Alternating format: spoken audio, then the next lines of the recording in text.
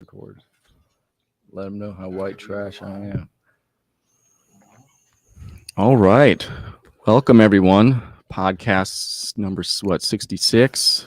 Welcome, Iron Disciples. No. The number of the beast. Woo! That's, Oh, we no. need one more 6 on that. That's right. It's close. We're cutting the beast. If we head made off. it, that's what, a couple years from now, we'll get to that number. Oh, yeah. That'll be a day, man. Yeah. Be a day. We may just do it about We'll be 666. playing Iron Maiden that day. Yeah, exactly.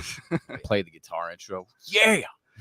Well, today we have a special guest, Amy Dangerfield, with us, and she's been around on some of the like Fresh and Fit type podcasts, and in the manosphere space a bit. She's also going to Access Vegas coming up, Wow, that's awesome. and the Whatever podcast. So Yeah. She's blowing up. we're hoping to get kind of an inside look at some of the red pill content spaces, some like female view of the Yes. red pill. I feel like we've kind of been talking in an echo chamber on a lot of these topics. So I think It's been a sausage fest over here. We need some females to talk, some smart ones, not just sexy, dumb ones. Yeah. Okay. So Amy, why don't you give us a little bit of an overview of, I guess first, like where you're from, how you ended up in Miami, and then a bit about your platform, what you're doing. All right. What's up, everybody? Great to be here. Thank you so much for having me. Definitely appreciate it. I was just telling the guys that this is my first official stream, like from my place with my own setup. Hopefully I'm coming through loud and clear for everybody. But my name is Amy Dangerfield. I am 27 years old. And if you guys can't tell by my accent, I do talk a little bit funny. I'm actually Australian. So I moved over to the United States close to 5 years ago now. I was in Maui, Hawaii for 3 years, and I've been here in Miami for nearly the last 2 years. So 5 years in the States in total. Pretty much my background is in the arena of high ticket sales. I've also dabbled with some stuff in the fintech arena, Web3, the financial markets, that type of thing.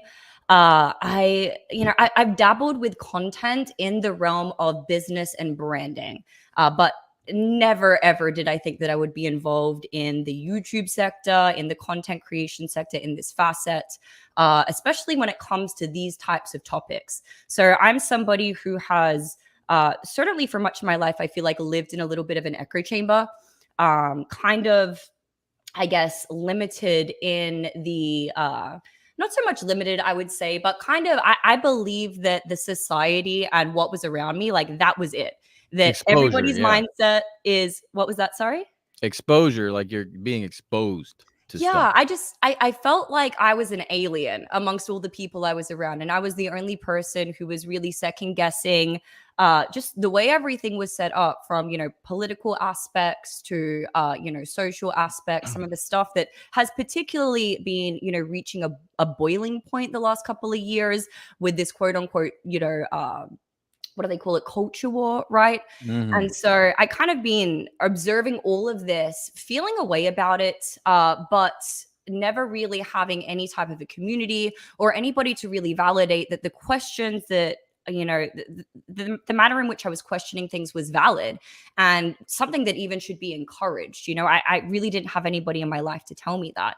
And so through the last couple of years, I've kind of been formulating my own views, formulating my own opinions. And the start of this year, I was invited onto the Fresh and Fit podcast through a friend of a friend.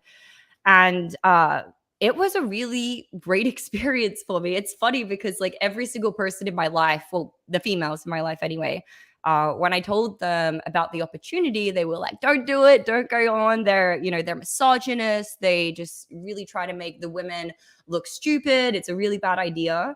But I went through with it. I went on and it was great. And for the first time, I was really validated in a lot of the views that I had, particularly, and we'll get into this later. I don't really want to digress now, but views with regards to feminism, views with regards to like relationships, traditional relationships, just things that are a little bit contradictory to the current culture that we're in right now. So I was sharing a little bit about that.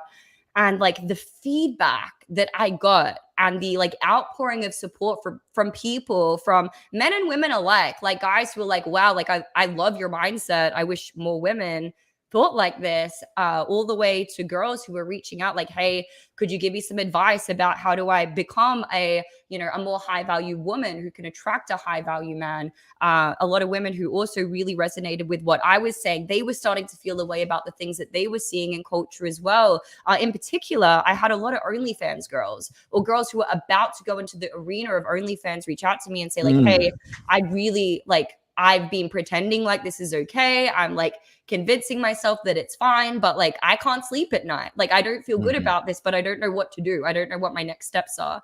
Yeah. And Well, that that's powerful. That's very powerful, and it sounds Yeah. like because you finally found sort of your family in the way that you understand things, found some support. I think to dovetail off of that, sort of what's informing your decision making, what's your backbone, all of this sort of ethical, moral, philosophical, all this stuff that ends up making you and your preference for our audience so that they can contextualize where this is coming from, because we're predominantly a Christian podcast. Do you mind answering the question about your religious background, if there is one, if you have any sort of convictions regarding that at all? Sure. Yeah, absolutely. So fun fact about Australia, we don't really have like a constitution or anything, but within our, I guess, our own form of our Bill of Rights, it's the right to religious freedom, which is ironic because they say Australia is really like a godless country. Like a lot of people claim that they are Christian, they are Catholic, but the way that actually affects people, and I'm not going to give a blanket statement for every single person in Australia. Obviously, there's some devout Christians, there's people who, follow their religious practices, but I feel like it's a lot of people who say like, oh, I'm Christian, or they're christened, right? They're baptized, and then they're like, oh, I'm a Christian. But We they don't got that here actually. too. I mean, that's prevalent here But in this but country. You here, can identify as a Christian and not be a Christian or Catholic or whatever. It's like yeah, no. there's no real roots involved with that. But obviously, you Mhm. have some kind of orientation that was causing you to ask questions and remain accountable, and to sort of not go in with the flow with a lot of the females, especially beautiful females, which you obviously are, and to kind of take advantage of some of these, your beauty, and take Mhm. the easy way out. You were Yeah. asking hard questions, and you obviously are surrounded by the world, so there's a lot of Yeah. influence there. So I'm wondering how you kind of like made what was in your consciousness to sort of like stand out against this sort of thing, and ask the harder question. Though that's an awesome question, Joe, and let's save that for a second. I want to get her answer, because she talked about sort of the Australian situation with their faith and what's going on. Particularly you as an individual, how did that affect you? Was your family people of faith, or are you sort of, where would you place yourself? So I would place myself in like what I just described. And like I went to Catholic schools. I was christened a Catholic. I was baptized when I was a baby. But yeah, no, it was never followed through in like my household with my mother, the way she raised me, anything like that whatsoever. And I get what you're saying, that like that's prevalent here in the United States as well. But I feel like even when you go to a church here, like the culture in the church and the community behind the church, like I've been to a couple churches in Australia, just, on one-off occasion, like a couple of times. And it was a very, very different vibe. I'm not saying that there isn't anybody in Australia who is really, really genuinely religious or genuinely has that connection. But I feel like in America, it's something that is a lot more encouraged, especially within community. And I feel like there's power in community in that sense. And that's something that has really helped me connect to kind of get more in touch with my more religious and spiritual side. So yes, I do consider myself to be a Christian. This is something that, I mean, like I said, I was christened Catholic, but it's something I really started taking seriously probably close to 3 years ago now.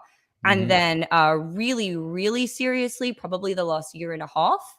That's good. Yeah. What kind of initiated the getting serious about, like, because Joe had described, we have a nation full of convictions that are meritless. This is what we deal with as Christians. This is our main job, is to sort of encounter the vacancy of conviction, and conviction, it sucks. So you, a year and a half ago, you had a change happen. What was it that made you want to get serious? Yeah, so it's actually a really crazy story. So going back 3 years ago, we kind of have to start there. I think Have you guys heard of JP? What's his last name? I forget. He Sears? does like comedy videos, but he's like, Yeah, red Yeah. hair. Yeah. yeah. Love him. Yeah, I he love his used to be a stuff. new ager. Now he's more. He's a Christian now. Yeah, He's exactly, hysterical. exactly. I love JP. So he has a video where he talks about JP's the the man. reason why he ended up becoming a Christian wasn't so much because he saw the light or there was one like magical moment that made him like connect with God, but rather he started to really see the darkness and started to really believe in the devil. Because Yeah. when you look around, it's so evident, like literally everywhere, how crazy and perverse and literally twisted so many aspects of, you know, our society dated, like the new social norms or the social norms that a lot of establishments are pushing for anyways. And so for me, it was like kind of a similar thing.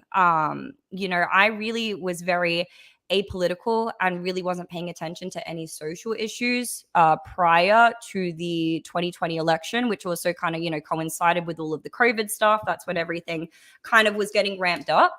But also for me, you know, personally, I was going through a lot at that time. Going good. through a lot mentally. I've like struggled kind of on and off a lot of my life with different mental health stuff. And When you're a child of this generation, it's not uncommon. Everybody has issues. yeah, right. I know.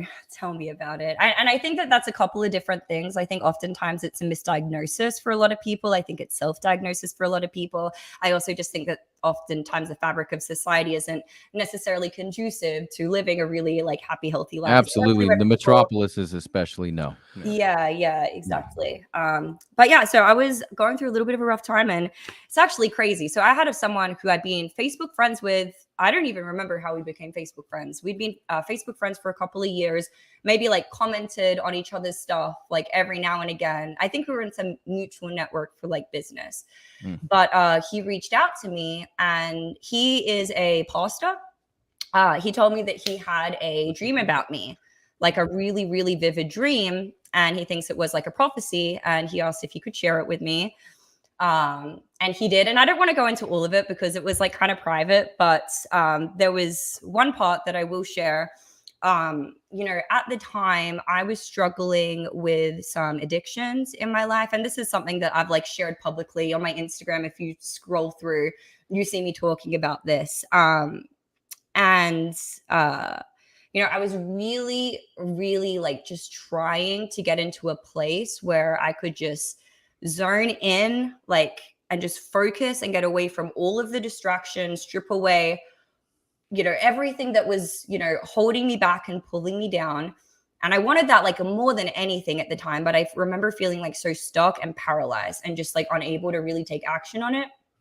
And basically, he told me that like there was a bunch of other stuff that happened in the beginning, but in the dream, he walked into this apartment complex and there were people everywhere, all throughout the apartment complex. They were doing a bunch of degenerate shit. They were drinking, they were smoking, they were doing a bunch of stuff. And he's walking through this house and it's getting crazier and crazier.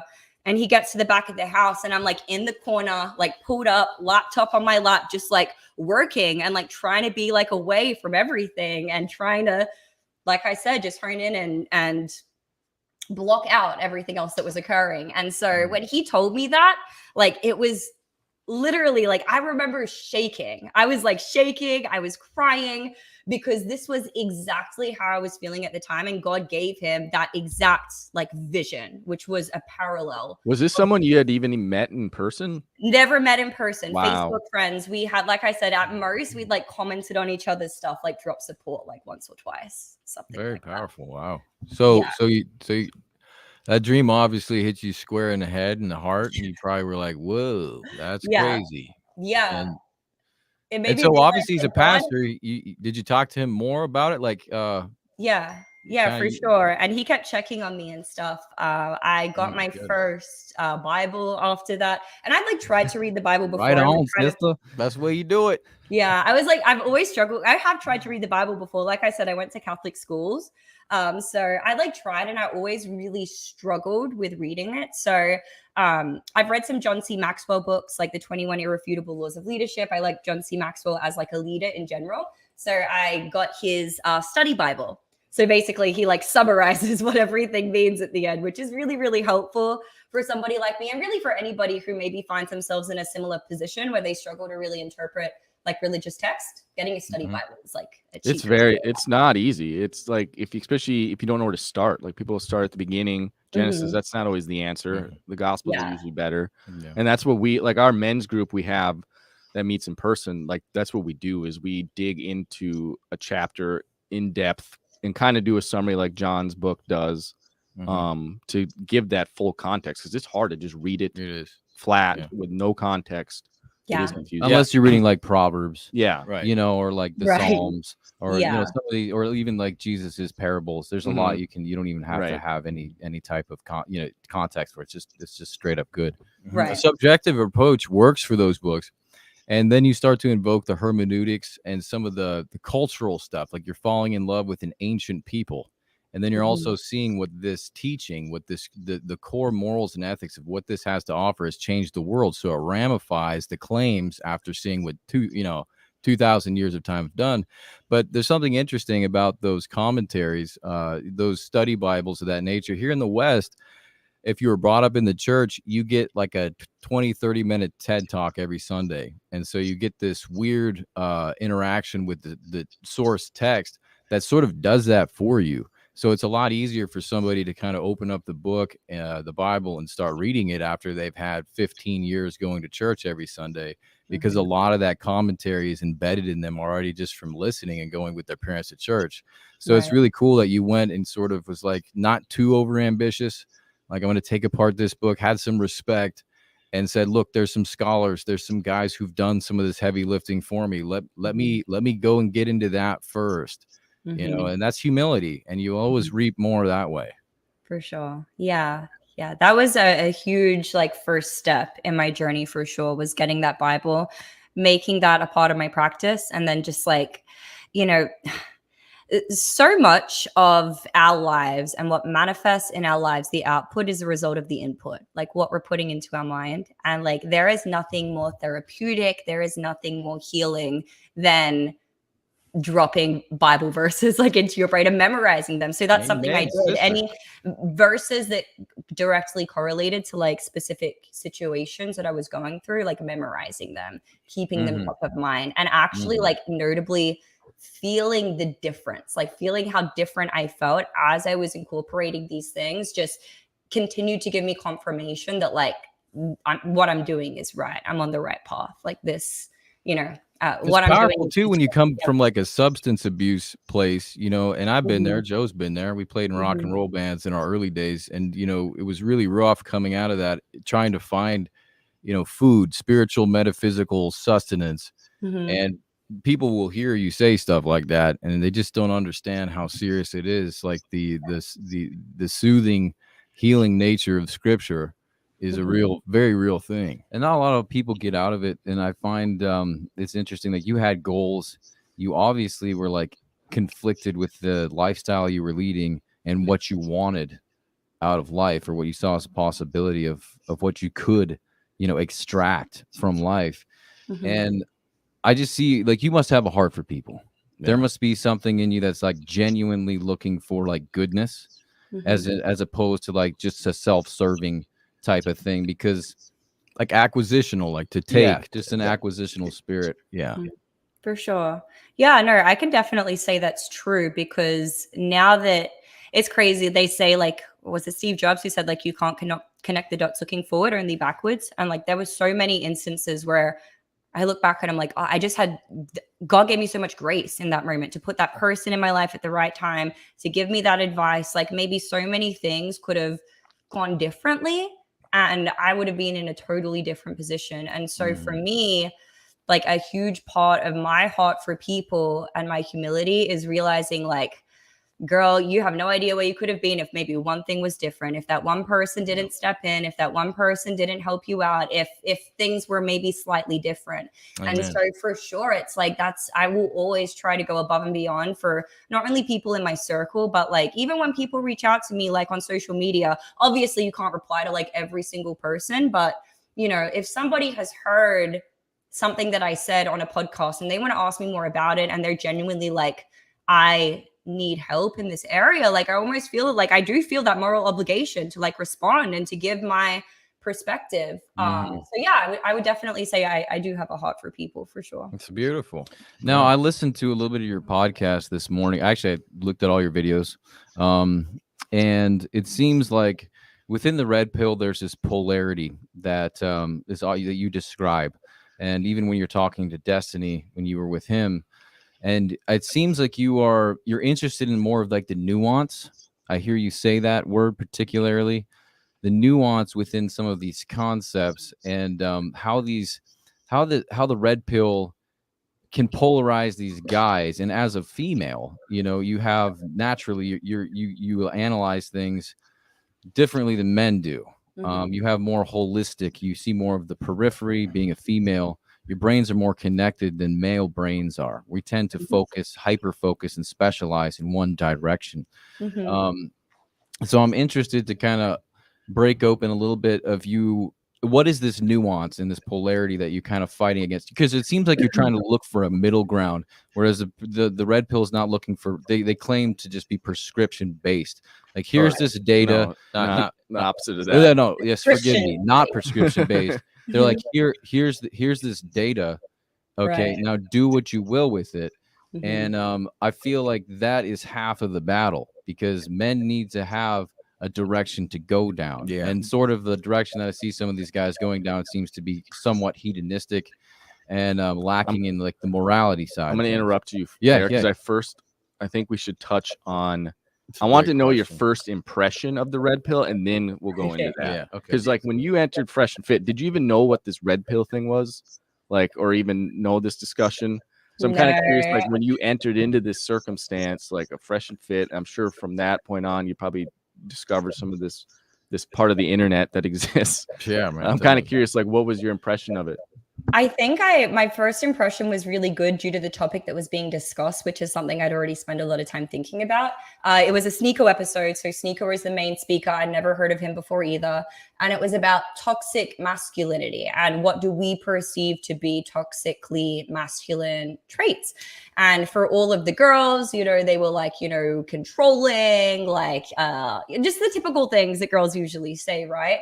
And for me, I was like, it's the guys who feed into this new kind of paradigm that's building up. The guys who are, I didn't even know the word simping back then. I didn't know what that was, but my description was a simp. Like, to me, that is the definition of toxic masculinity because of what they're actually perpetuating. And I think when you look at like what's actually going to affect generations to come, I think that is a lot more toxic than some of these other quote unquote toxically masculine traits that the other women were talking about. So I thought that everyone was going to come at me for my opinion, but all the guys on the panel like agreed with me.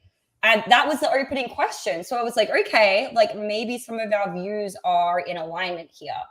For me, coming out of that, I think my take on the red pill was like, okay, I didn't even know what Tradcon was then either, but I kind of had an understanding of, traditional conservative, like, it's in the name, it's very descriptive. You can kind of gather what that means. So for me, it was kind of like, okay, red pill is like Tradcon, but for like present day situations and how to adapt to those. That was kind of like my first impression.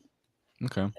That's interesting, man. You just went in and kind of flipped the script. Went into the fire. Yeah, well, like the classic masculine toxic traits are kind of an endangered species to begin with. It's like the Siberian tiger. It's like, oh, it's out there and it'll rip your head off. It's like, well, there's only one in like 1 million square miles. It's not going to kill you.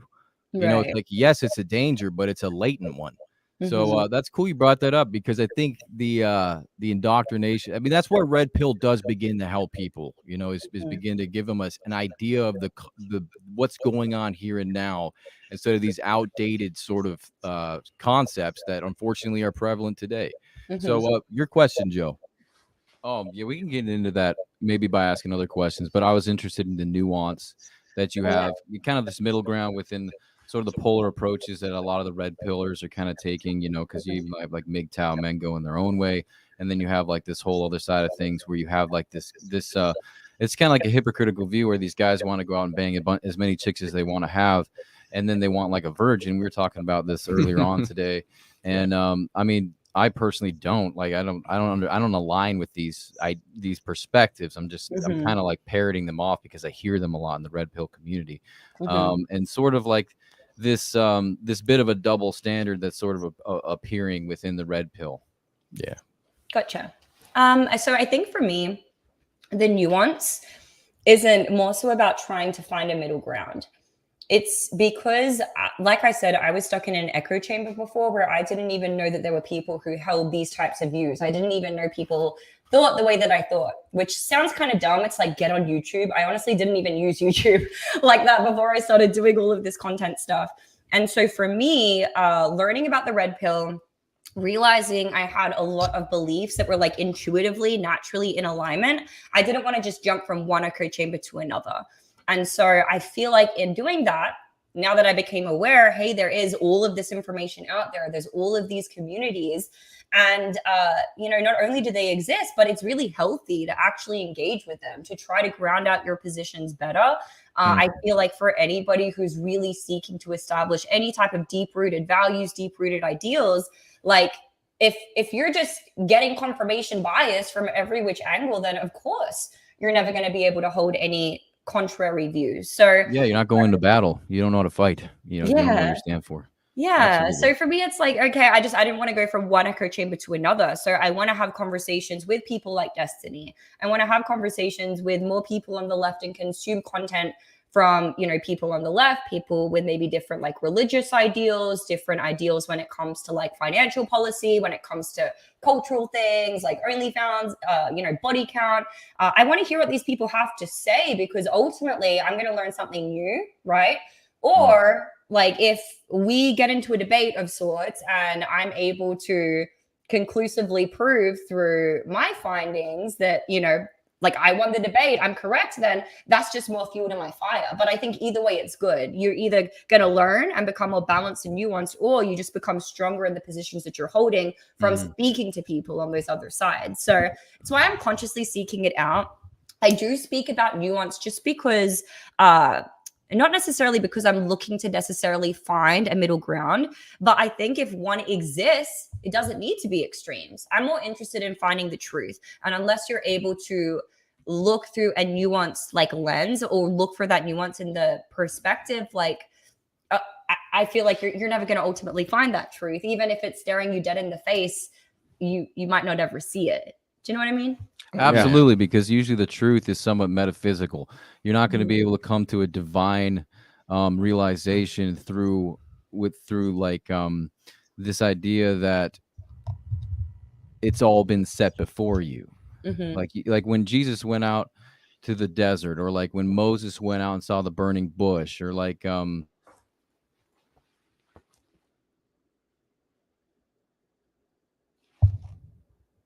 Did I lose you guys? Hello?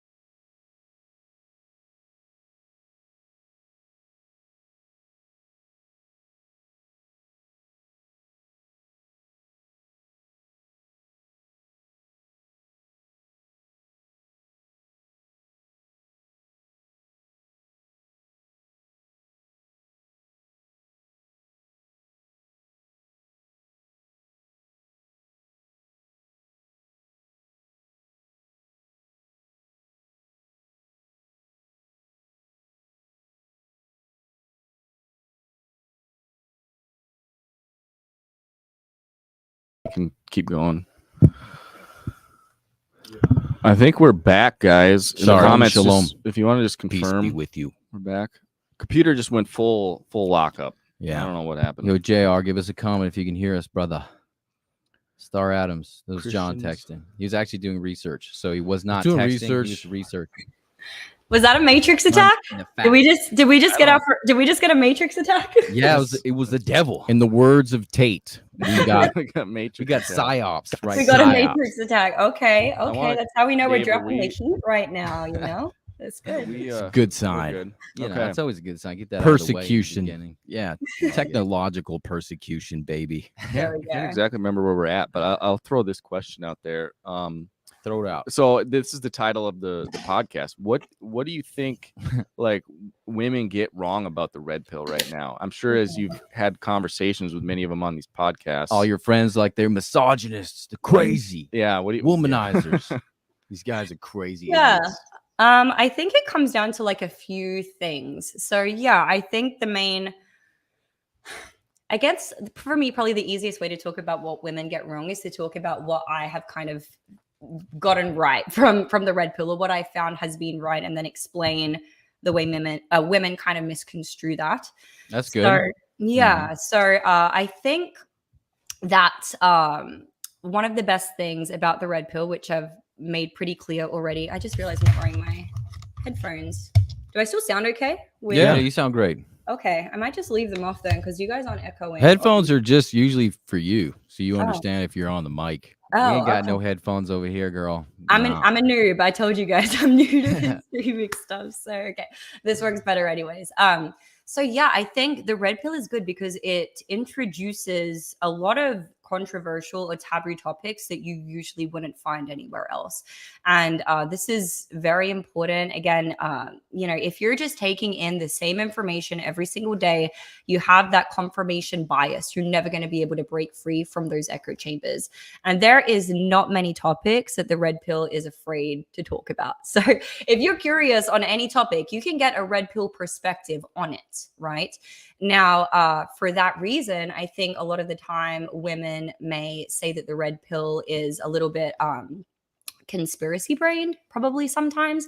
But really, it's just an ability to be able to explore these complex ideas, to be able to have high level conversations about all of these things, but you don't take it as the be all and end all. You go away, you do your own research. Like I said, you speak to other people, you ground out your positions, you back it up through your own research. I think that Right. So that's what the women are not doing, right? So the women who are encountering red pill are just shooting off the cuff, usually just regurgitating stuff that they've heard, usually on the negative side, because it's critiquing, women most. If you're going to get a sound bite of red pill, usually you're going to be inflamed somehow. right. Yeah, And that's the way people. people encounter shit these days. Let's just be honest. Mhm. So they're not doing that, right? They're not doing the hard work to try and actually develop an opinion, a thesis on something. They're just kind of shooting from the hip and saying, well, my friend said this, so-and-so said this. or they saw a TikTok Blah, of blah. Byron talking or something.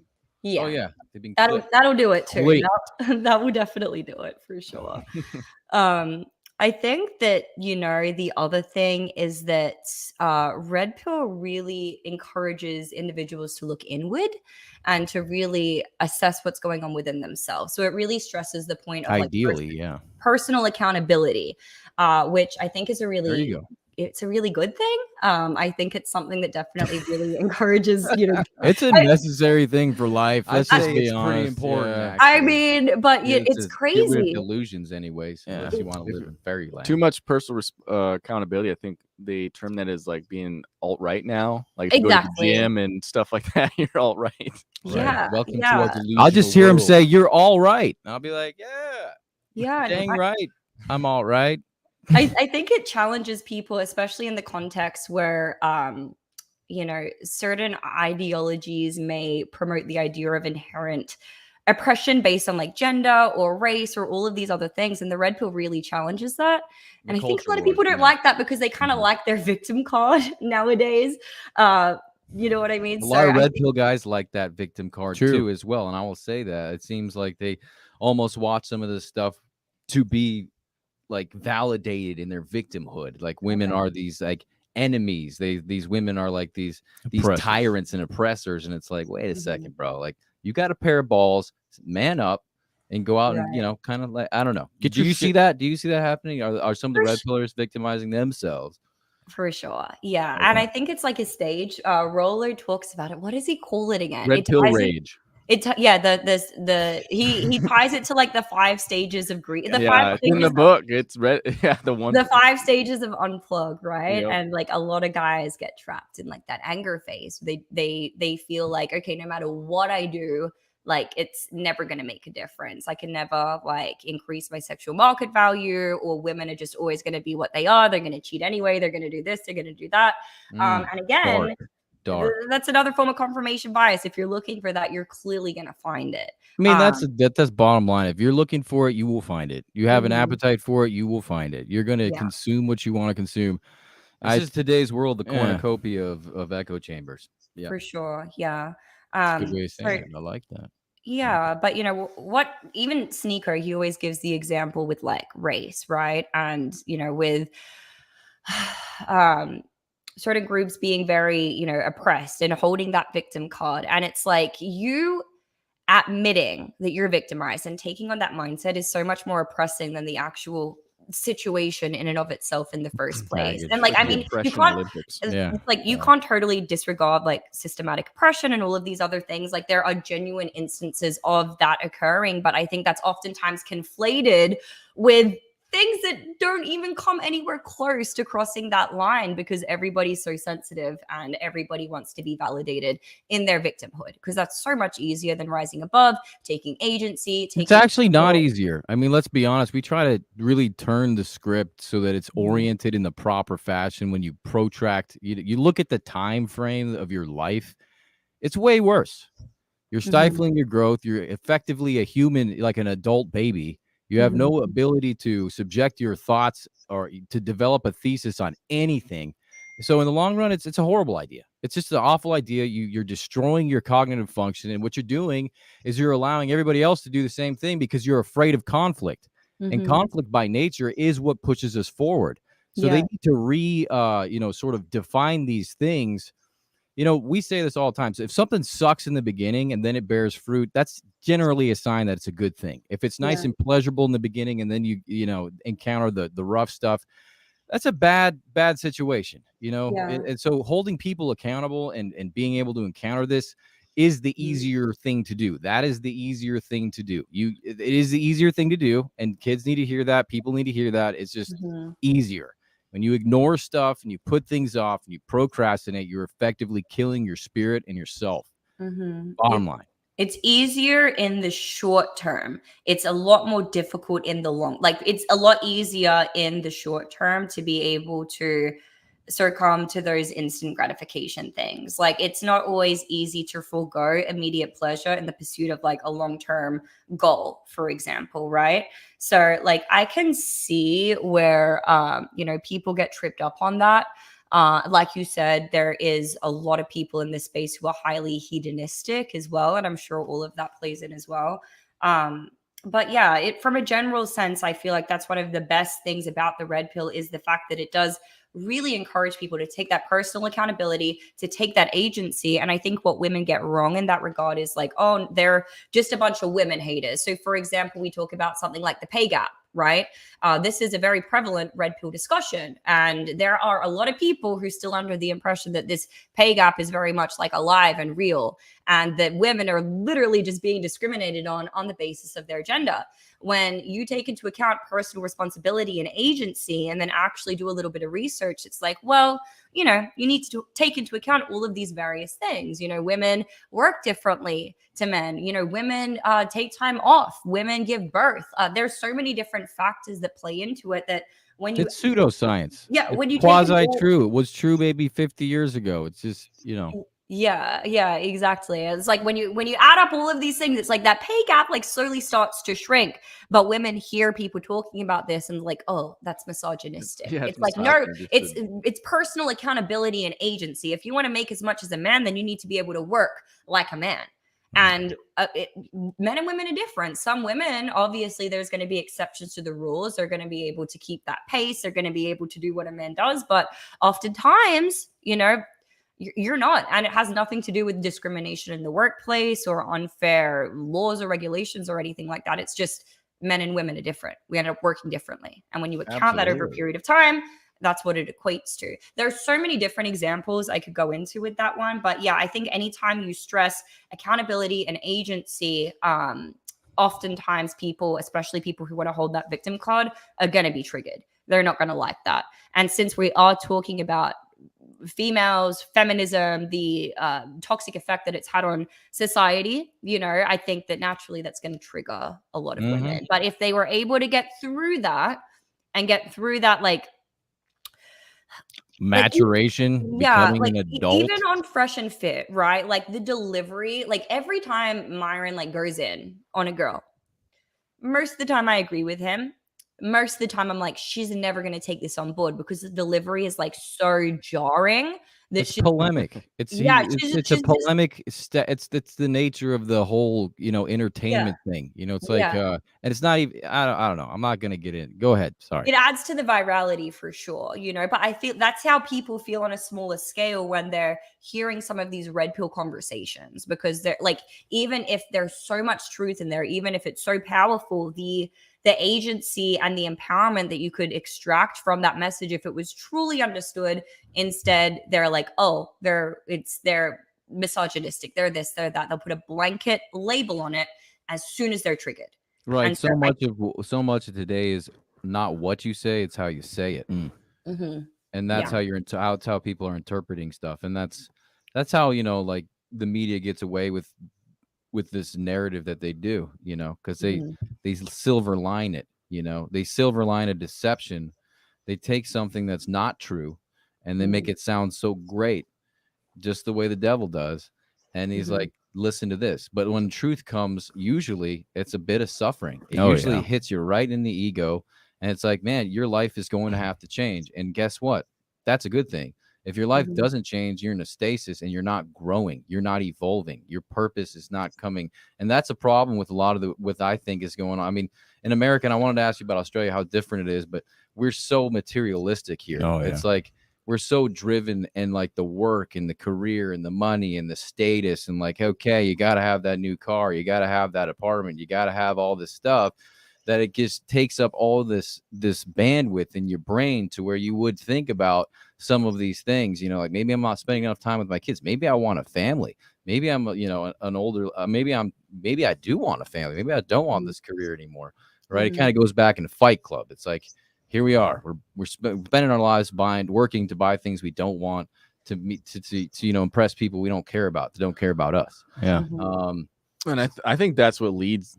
That's such the emptiness part of what some of the red pill preaches, because it's a lot of okay, yeah, become a provider, but I feel like the whole emphasis behind it is more about the materialistic side. Man. It's not become a provider so I can send my kids to the best schools.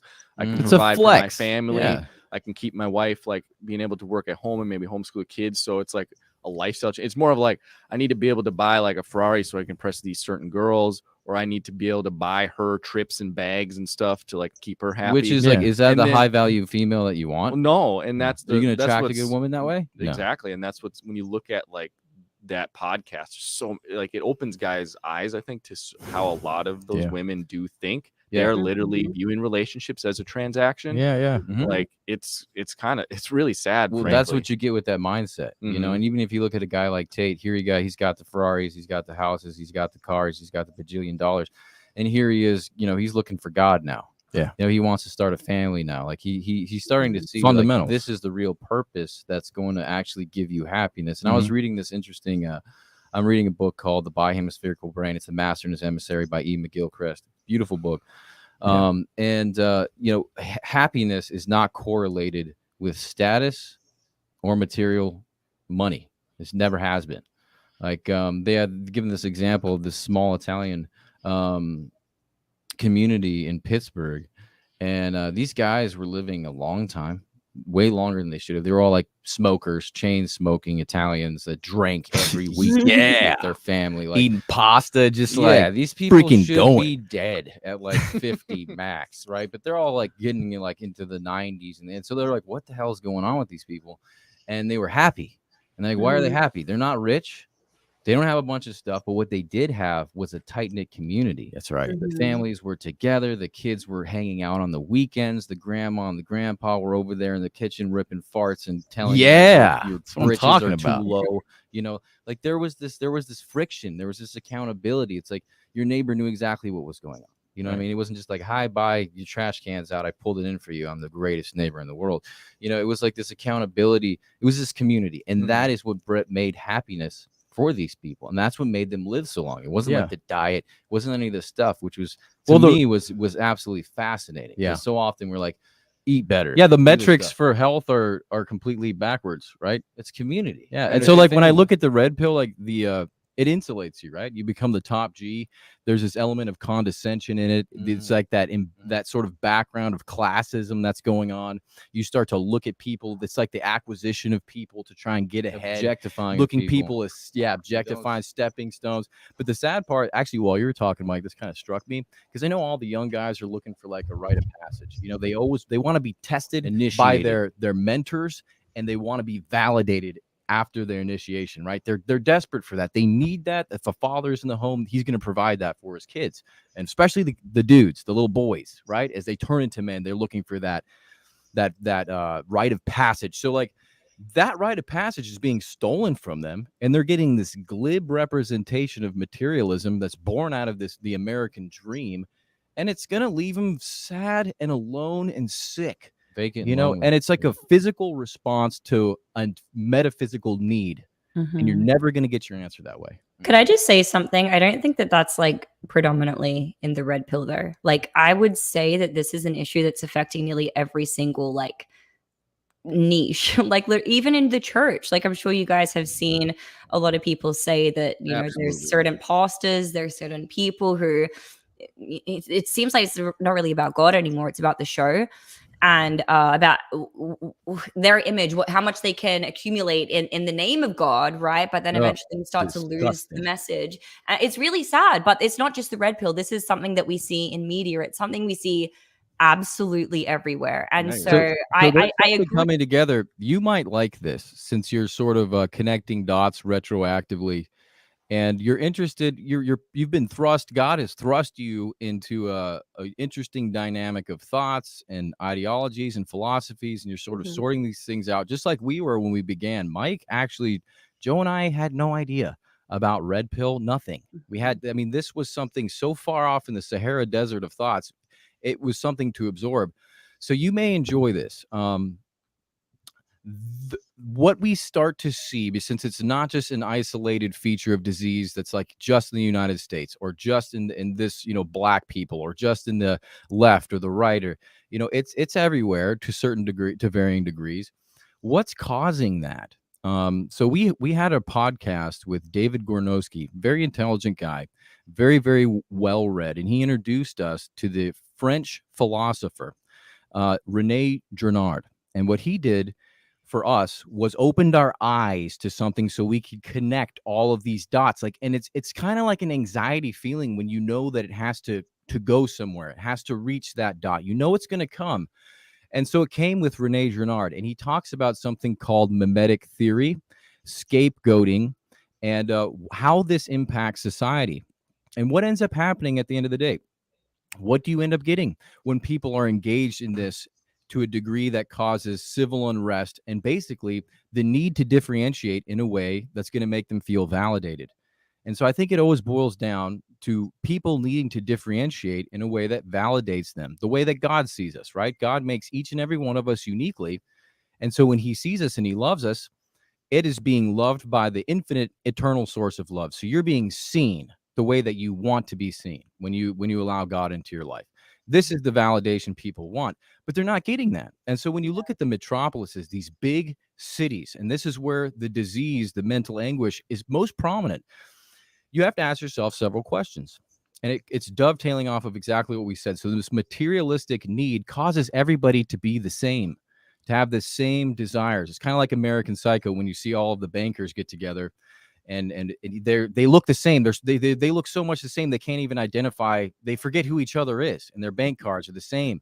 And there's just such a nuanced difference that they are able to have a hierarchy in it, and it causes the most anxiety for the spirit to be in that sameness. So people have to differentiate. But without a metaphysical guide, what ends up happening is they differentiate in an absurd way. So they kind of have they get diseased in their mind and spirits. Then you have the transgender. You have all these things that end up cropping up as people in their desperation need to differentiate. And so this all boils down to mimetic desire, which is Rene Girard's theory. People want to imitate others in order to become validated. So it is their rite of passage. This is sort of a human condition. What this does not allow them to do is become differentiated in a way that allows them true vindication of their sameness to be seen differently by society. Just like Joe had said with these Italians, when the community is together, there's tons of grandmas, there's tons of uncles, but they're all playing a very unique role and they're being validated by their family. So to boil it all down and distill it, it's the big cities and the urbanization of our culture with the pseudo connectivity with the social media and all these other things that is causing that outrage in the spirit, that outrage that need to be differentiated. So I encourage you to take a look at it. It blew our minds. Like, honestly. What's a good, like, there's some examples of it, kind of.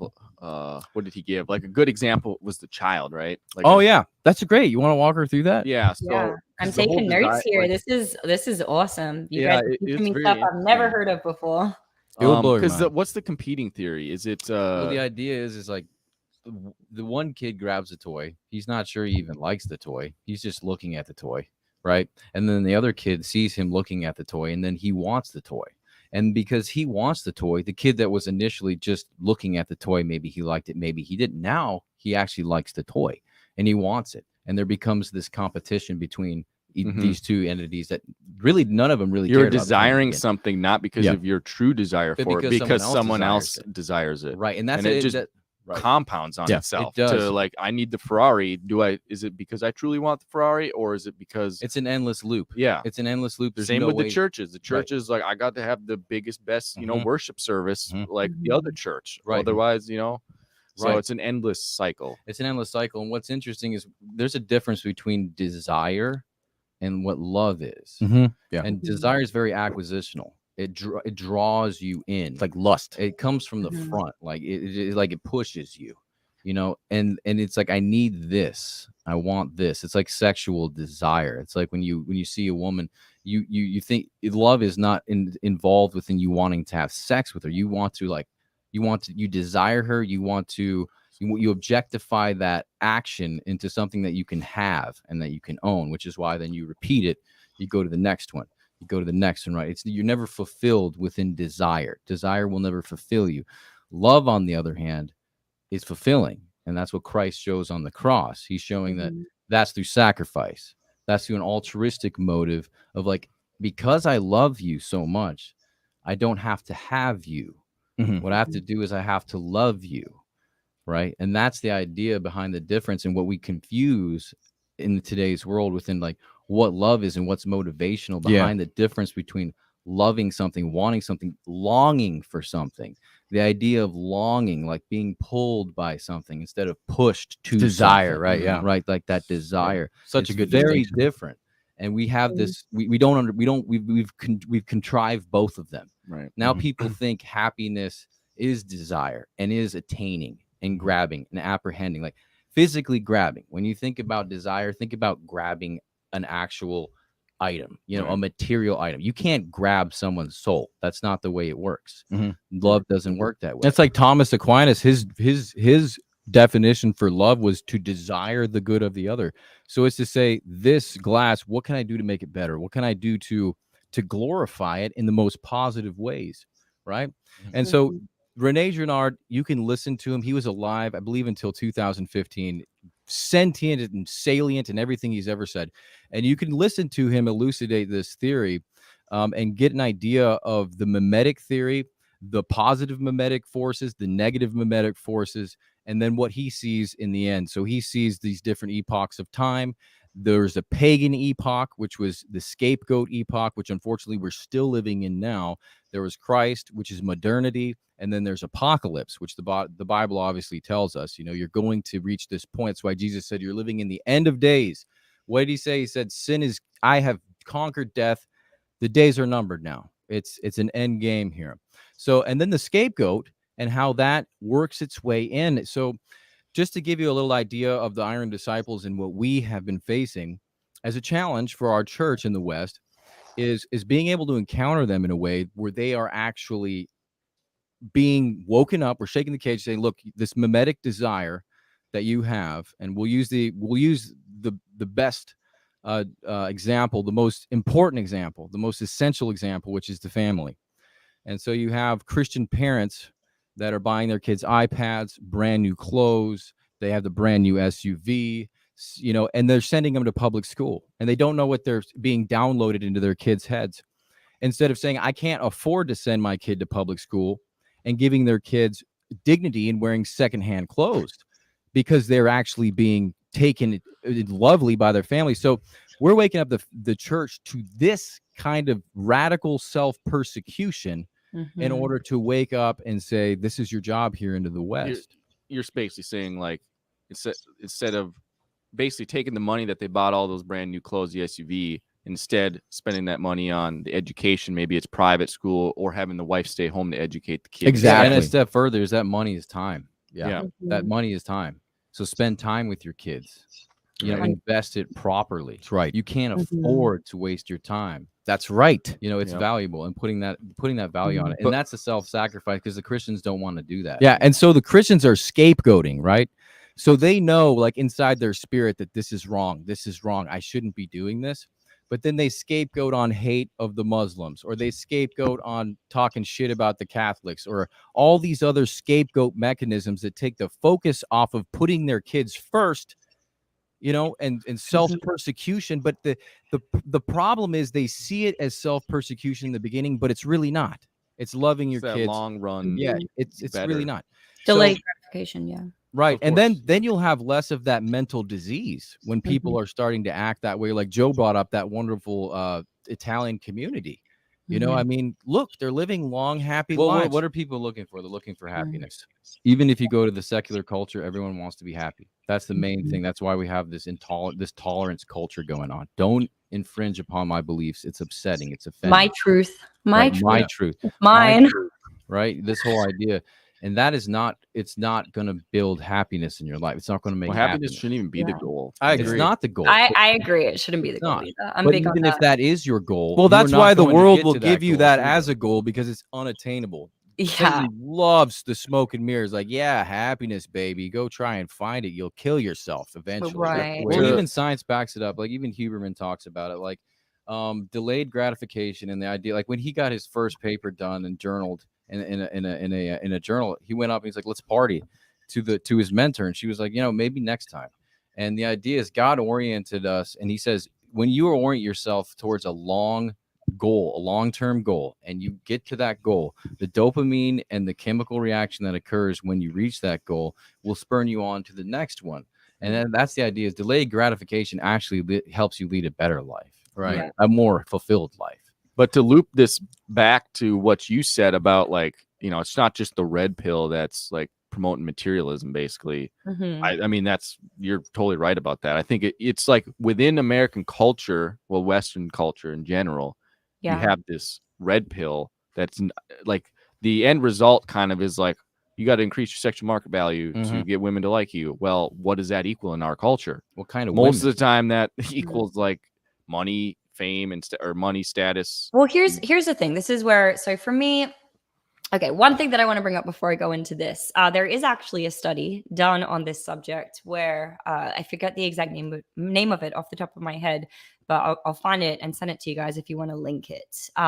Basically, money does make you happy up to like 100K in Western society, because at that point, you're not stressed about your bills. You're not stressed about your next meal. Like, all of the basic things that you're usually expending your mental capacity on, like, go away. But above that, somebody who makes 100K per year versus someone who makes millions per year, tens of millions per year, your actual happiness levels aren't going to be anything different. It's got to be derived from something else. It's not directly correlated to the money. And so one thing that I've been very fortunate to realize through self-evidently going through it, and Empirical. I would hope that everyone will get to go through it, is the fact that like it's really not until you make that kind of money that you go above average, that you make above six figures, $150,000, $200,000 in my instance, where you're like, I literally feel no different. It literally does not make a difference. Money is not going to make you happy. And unfortunately, as much as you say that to people, until they really live it and go through it, or unless it's really ingrained in them from a long age to put value on the correct things, like it's really difficult to actually know that and believe that in your heart until you go through it. So, I hope that a lot of people are able to realize those goals. So they realize that this isn't what is going to bring them their ultimate sense Me of too. happiness No. or fulfillment. And I think that like money, like one thing that I was, again, like I said, I've had a lot of grace, and looking back, it's amazing the way some of the dots were put together. But some of my mentors, oh my gosh, I just completely lost my train of thought. It'll come to you. It'll come to you. I know. My mentor, it was a quote that my mentor said, and it literally just completely slipped my You're mind. talking Well, about I wanna- money. I'll say something that'll kind of maybe when you do make the money, say like you do make 200, and then it becomes $1 million, and then it becomes 100 million, then it becomes $1 billion, right? That Right. goes on until you find out really essentially what you're looking at is power. And Right. and that's what that is what people are obsessed with, is power. And when you get to that level of that addiction to power, what ultimately ensues is that you start objectifying people, and you start seeing people as objects, right? They're no longer humans. They no longer have intrinsic value. What they are is something that you can control, and that becomes the addiction. But at the same time, when you live in that paradigm, you are the most lonely person in the world, because you can't trust anybody. If you've ever watched like The Good Shepherd, it's a great movie, basically about the early CIA. And this young man, he's getting bred into it. He's out of Princeton, very intelligent. He's very excited to fight for his nation, and he's going into the whole world of disinformation, and he's dealing with all the World War II. So his mentor tells him this. He's like, the farther you get into this world, the darker it gets, the less people you will trust, until you trust nobody. And he asks him, who do you trust? He's like, I haven't found a person yet. And the dude's like 100 years old, right? And then he tells the kid, like, you need to get out of this before it's too late. And that's what happens. Once that darkness comes in, once that darkness starts to just permeate, it gets so dark. I mean, it becomes so dark that you can't leave. You forget what trust is. You forget who people are, what their value intrinsically is. And that's exactly what Satan wants you to do. He wants you in that lonely place where you can't, where you no longer remember, you don't remember. And that's why Christ was like, as a child. And that's why he used that analogy, because as a child, you have those new eyes. You're able to see that value, that intrinsic value, like we were talking about earlier, that divine, the outside, that novelty within life. Yeah, that's powerful. 100%. Yeah, I completely agree. So I think in that regard, it oftentimes comes back to how you make your money, right? And I remember the quote. It was, service to the masses leads to greatness.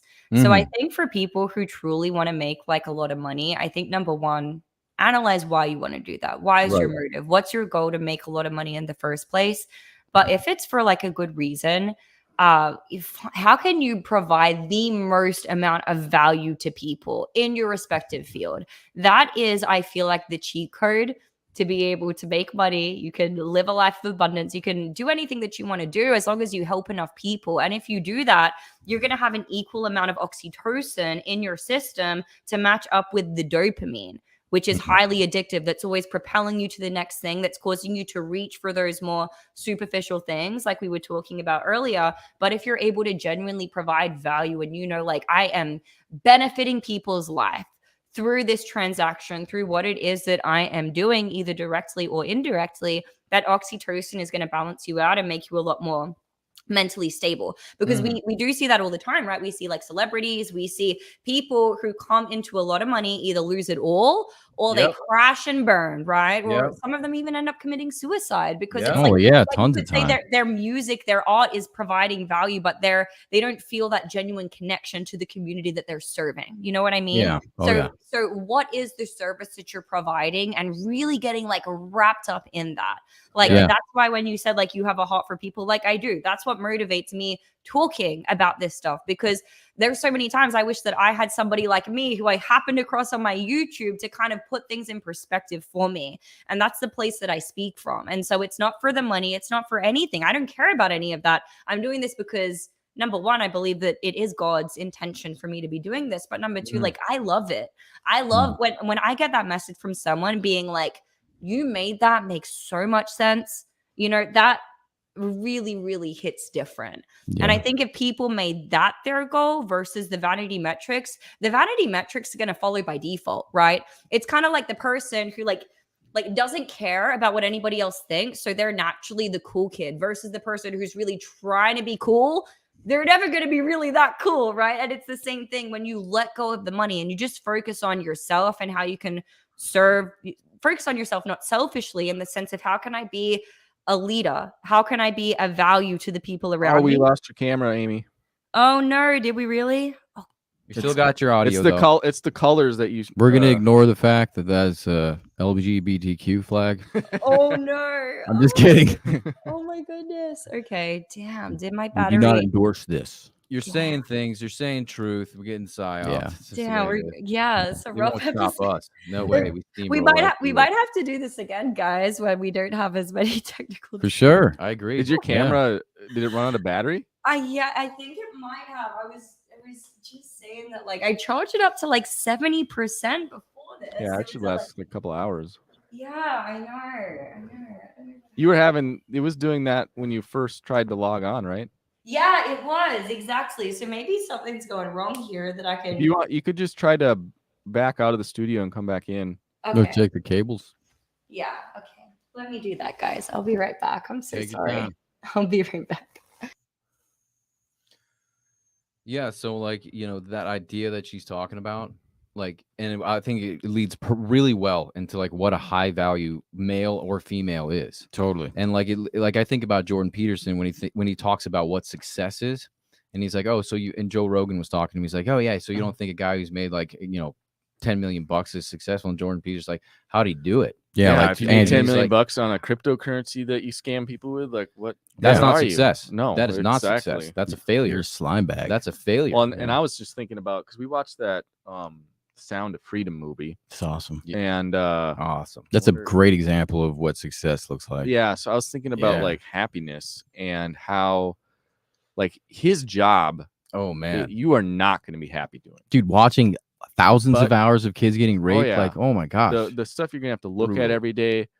It would be it would be horrible. It would crush you if you didn't have God. Well, do you remember what the guy told him before? The guy that found him in the he was like, the reason why we picked you is because you're a man of faith. Yeah. If you didn't have faith, you would be crushed by this. Yeah, that was so cool. Yeah. Did they say that in the movie? I don't remember. But I was just more so thinking but you're still gonna get happiness in like a different way, because I'm sure when you like rescue some child like he did, oh god, the dopamine and the fulfillment you would get out of that would probably be like through the roof.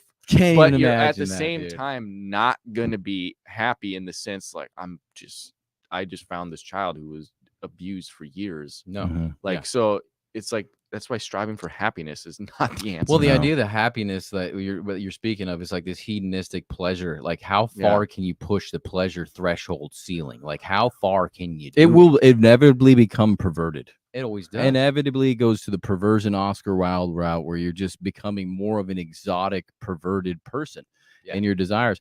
One of the cool things that I just read, actually, I was reading through Matthew this morning, and Jesus says, if you give a glass of water to a child and you do it unto me, you did it unto me. If you invite a stranger in, and you do it unto me. Visit the guy in jail, you do it unto me. So so a lot of times we're missing out on being able to have that fulfillment and that joy when we do basic, simple things, but we're giving it to God, like the form of worship that we are allowed to enjoy, just like Tim Ballard when he's saving some kid's life. Jesus in that passage is letting us know you don't have to be Tim Ballard. You can. And he's like one of those incredibly potent examples, right? But if you give a glass of water to a person who's thirsty, you can have that. And Satan doesn't want us to know that we can get worship out of that. He's like, you need a Ferrari, or and you need a need to be house, Tim you need Ballard, a say, right? Yeah. Or you can do these things. Like a lot of the problem in ministry is people get into ministry with the money idea first. It's like, if you get into ministry, you get in there to serve. And if the money comes, fine. But if the money's first and then ministry, and you're qualifying your ministry by how much money it's making or something like that, you're doing it for the wrong reasons. You are. Yeah, and the disciples are a great example of that. Ministry is not a great way to make money if you're truly ministering. No, I will say that. Well, I mean, And obviously, that's you can minister by selling chicken sandwiches, like Chick-fil-A. There's ways you can have worship and ministry without hawking the gospel in ways that people immediately go to as their default. Like, what does ministry look like? Do I have to be an evangelist? Do I have to be a pastor? What do I have to do in order to get in the game? There's also the flip side of it too, where like Christians are almost like scared to make money. Like, they that's just think me, it's dude. bad. Yeah, I'm afraid of it. It's like, I wrote a book that 200,000 people read. Like, you're gonna make some money. How do you get over that? How do you get over that? I think it's tough. It's like, how much? Because it's a hard question to ask, because you're like, how much does what is okay for me to take, right? Like Paul, I did a lot of research about Paul because I feel like his example is like the highest standard of what you could do. Not to say it's okay to, or not okay to make money in ministry, but like he told the churches, he's like, I purposely did not take money from you because I didn't want you to be able to use that against me. Like I came there and I made a means of my own so that I could provide for myself without relying on you guys. But if you're going to give, you give out of the happiness of your heart, right? So that I'm not demanding this for you as payment, because Christianity, by definition, is a faith that doesn't have reciprocity as a form of payment. When people try to give us payment for like, oh, dude, thank you so much for showing me the gospel. What can I do for you? It's like, nothing. God gave that to you. It's not something you're right. But there is the conversation of how do you say this is okay? Like how much money? It's like when I was listening to Martine work her way through figuring out how to just like get a payment schedule for when she was coaching these girls, I could see her like it was a really rough situation, Well, I think it's like, because you feel guilty, but I think is it a cultural reason why you're feeling guilty, or is it like a real reason? And I think there's a bit of a cultural thing. I think for me, I have like this immediate disgust because I see so many times people using the gospel to exploit, right? Like our buddy Mikkel, right? He's having an experience with people who are in business, and they're just grabbing Jesus and putting him at the forefront. And then they're just like, taking advantage of people. So like, I hate that so much that I feel like that inhibits me. Yeah. I personally don't find it like an issue. And I think Paul's example is a good reason why the mega church, the modern church, is such a problem, because Paul doesn't want to be withheld to the congregation. He wants, and that which gives him freedom to say what he wants. Exactly. The church today, you can't really say what you want because you might lose some of that tithe check, which means you ain't doing it right. Yeah, and so you're withholding. You're stuck to the audience a bit on how you present the gospel. You're idolizing the audience, which is idolizing money, because you need to draw them in for money. So I totally get Paul's perspective on that. I think if you're making your money, though, not in that circumstance, is a bit different. Like if you write a book that is helping people, like they got to buy the book. Like you're gonna make money on that. Yeah, and that's why I'm saying perpetuating the ministry. Yeah. So like you can't go out if your car has no gas. No, you know what I mean, like if your lights aren't on you, what are you gonna do? So like that's the idea. Is like when Peter was like calling in the tithe, like the tithes, essentially, the first tithes. He was like, give what you can give, but don't say you're going to give something that you don't have, that you do have, but you don't have. Like I forget the couple. They were like, "Oh, we're going to give Ananias, you all, we're and going to give you all the money from this land, right?" Yeah, because they wanted to look good. They wanted to give the most money, and they wanted to give everything. They wanted to be seen as giving everything. Yeah, that's why I also think the tithe, they pass on the tithe buckets. That's like so like no keep that tithes. stuff Oh private. my God. Oh, yeah, Tithes. the Like open that is tithes. not something. I don't know how many churches I go to where the tithes are just like the first thing out of the pastor's mouth, and everybody's like, "Yep, God." And then there's all this pressure because the one guy's putting in a bunch of money, and then it goes to you, and you're just and then the guy who does a bunch of money gets a plaque on the wall. You're like, "What is happening?" Yeah, This is not the way church. The tithes aren't for us. Period. If you're going to give, you give because you want to. Yeah, I mean, but then they reward the guy. So then there's that like mimetic desire, and he looks at his plaque and he's all hoity-toity about it, like, look at how much I gave. He's got his reward. It's just the obviously. Jewish paradigm He's of got law. His playing. reward. It's right here on earth. and like the other part, exactly. like if you're doing like church is kind of different. I think I remember talking to the guy who he actually runs a nonprofit out of where I'm from, Fargo, and they do child trafficking like support. Awesome. But anyway, they were talking about I think I was at the donor dinner because I donate to them, and they were saying how like people will scrutinize like a nonprofit for paying well, essentially. Like, oh, you're working for a nonprofit, you should be working for pennies. And it's like no, they want they still like if you want the best talent working for that place, like you got to pay them. Yeah. So they need some money. Yeah. And you can't be like, oh, you're paying that guy too much. Like, Well, do you want the nonprofit operating with the best people making the biggest impact? And they don't No, necessarily that's a have to problem. be believers either, right? Right. Well, So if that's you're the idea. hiring It's like somebody, you they can look don't at have to- Angel Studios, like that did the Chosen, right? Yeah. They did so the Sound much of Silence. like Christian. So much of Christian media has like this low quality, low budget. Yeah, and then it it's has just like that then you're superficial just like- piety then too. You're just like, wait "Ugh." a second, bro. Like, Sick. I get it, man, but like that's why I admire a lot of like the Catholic churches, for instance, and like the icons and like the idea of beauty and art associated with giving this. It's like a worship. It's a sense of here's the best we You got can high create. standards. Yeah, I mean, like all the philosophers, the mathematicians, the scientists, a lot of the artists, the sculptors back in the Renaissance, they were all in Heck love yeah. with God. Bach, Yeah. Bach was in love Newton. with God. He wrote all his music, dedicated it to God. Yeah. And it's like that's that idea of like you're Excellence, actually man. encountering true excellence, true divinity through that experience. And like a lot of the Christians nowadays are like, here's my broken down garbage, but it's the truth. And like, let's take a look at that. Like, say for instance, you're in one of these situations, Artificial like Tim piety Ballard, involved. or like people's lives are on the line. And say for instance, you got to hire a tech guy, right, who's like tracking people's cell phones and stuff, and you have a decision between some guy who's secular, but really good at his job, or you have the Christian guy who kind of sucks. Going for the secular guy. I'm going for the secular guy Every time. right? Like I have to do that. This is not like a mentorship or discipleship where it's like, you know what, I'll take you on because I'll teach you, or something. These are the ministry's product or whatever. It's the fruits of the ministry come first, right? So I think that's the kind of the answer to the question that I was looking for is like, if I the think fruits, Amy's coming back in too, it sounds like.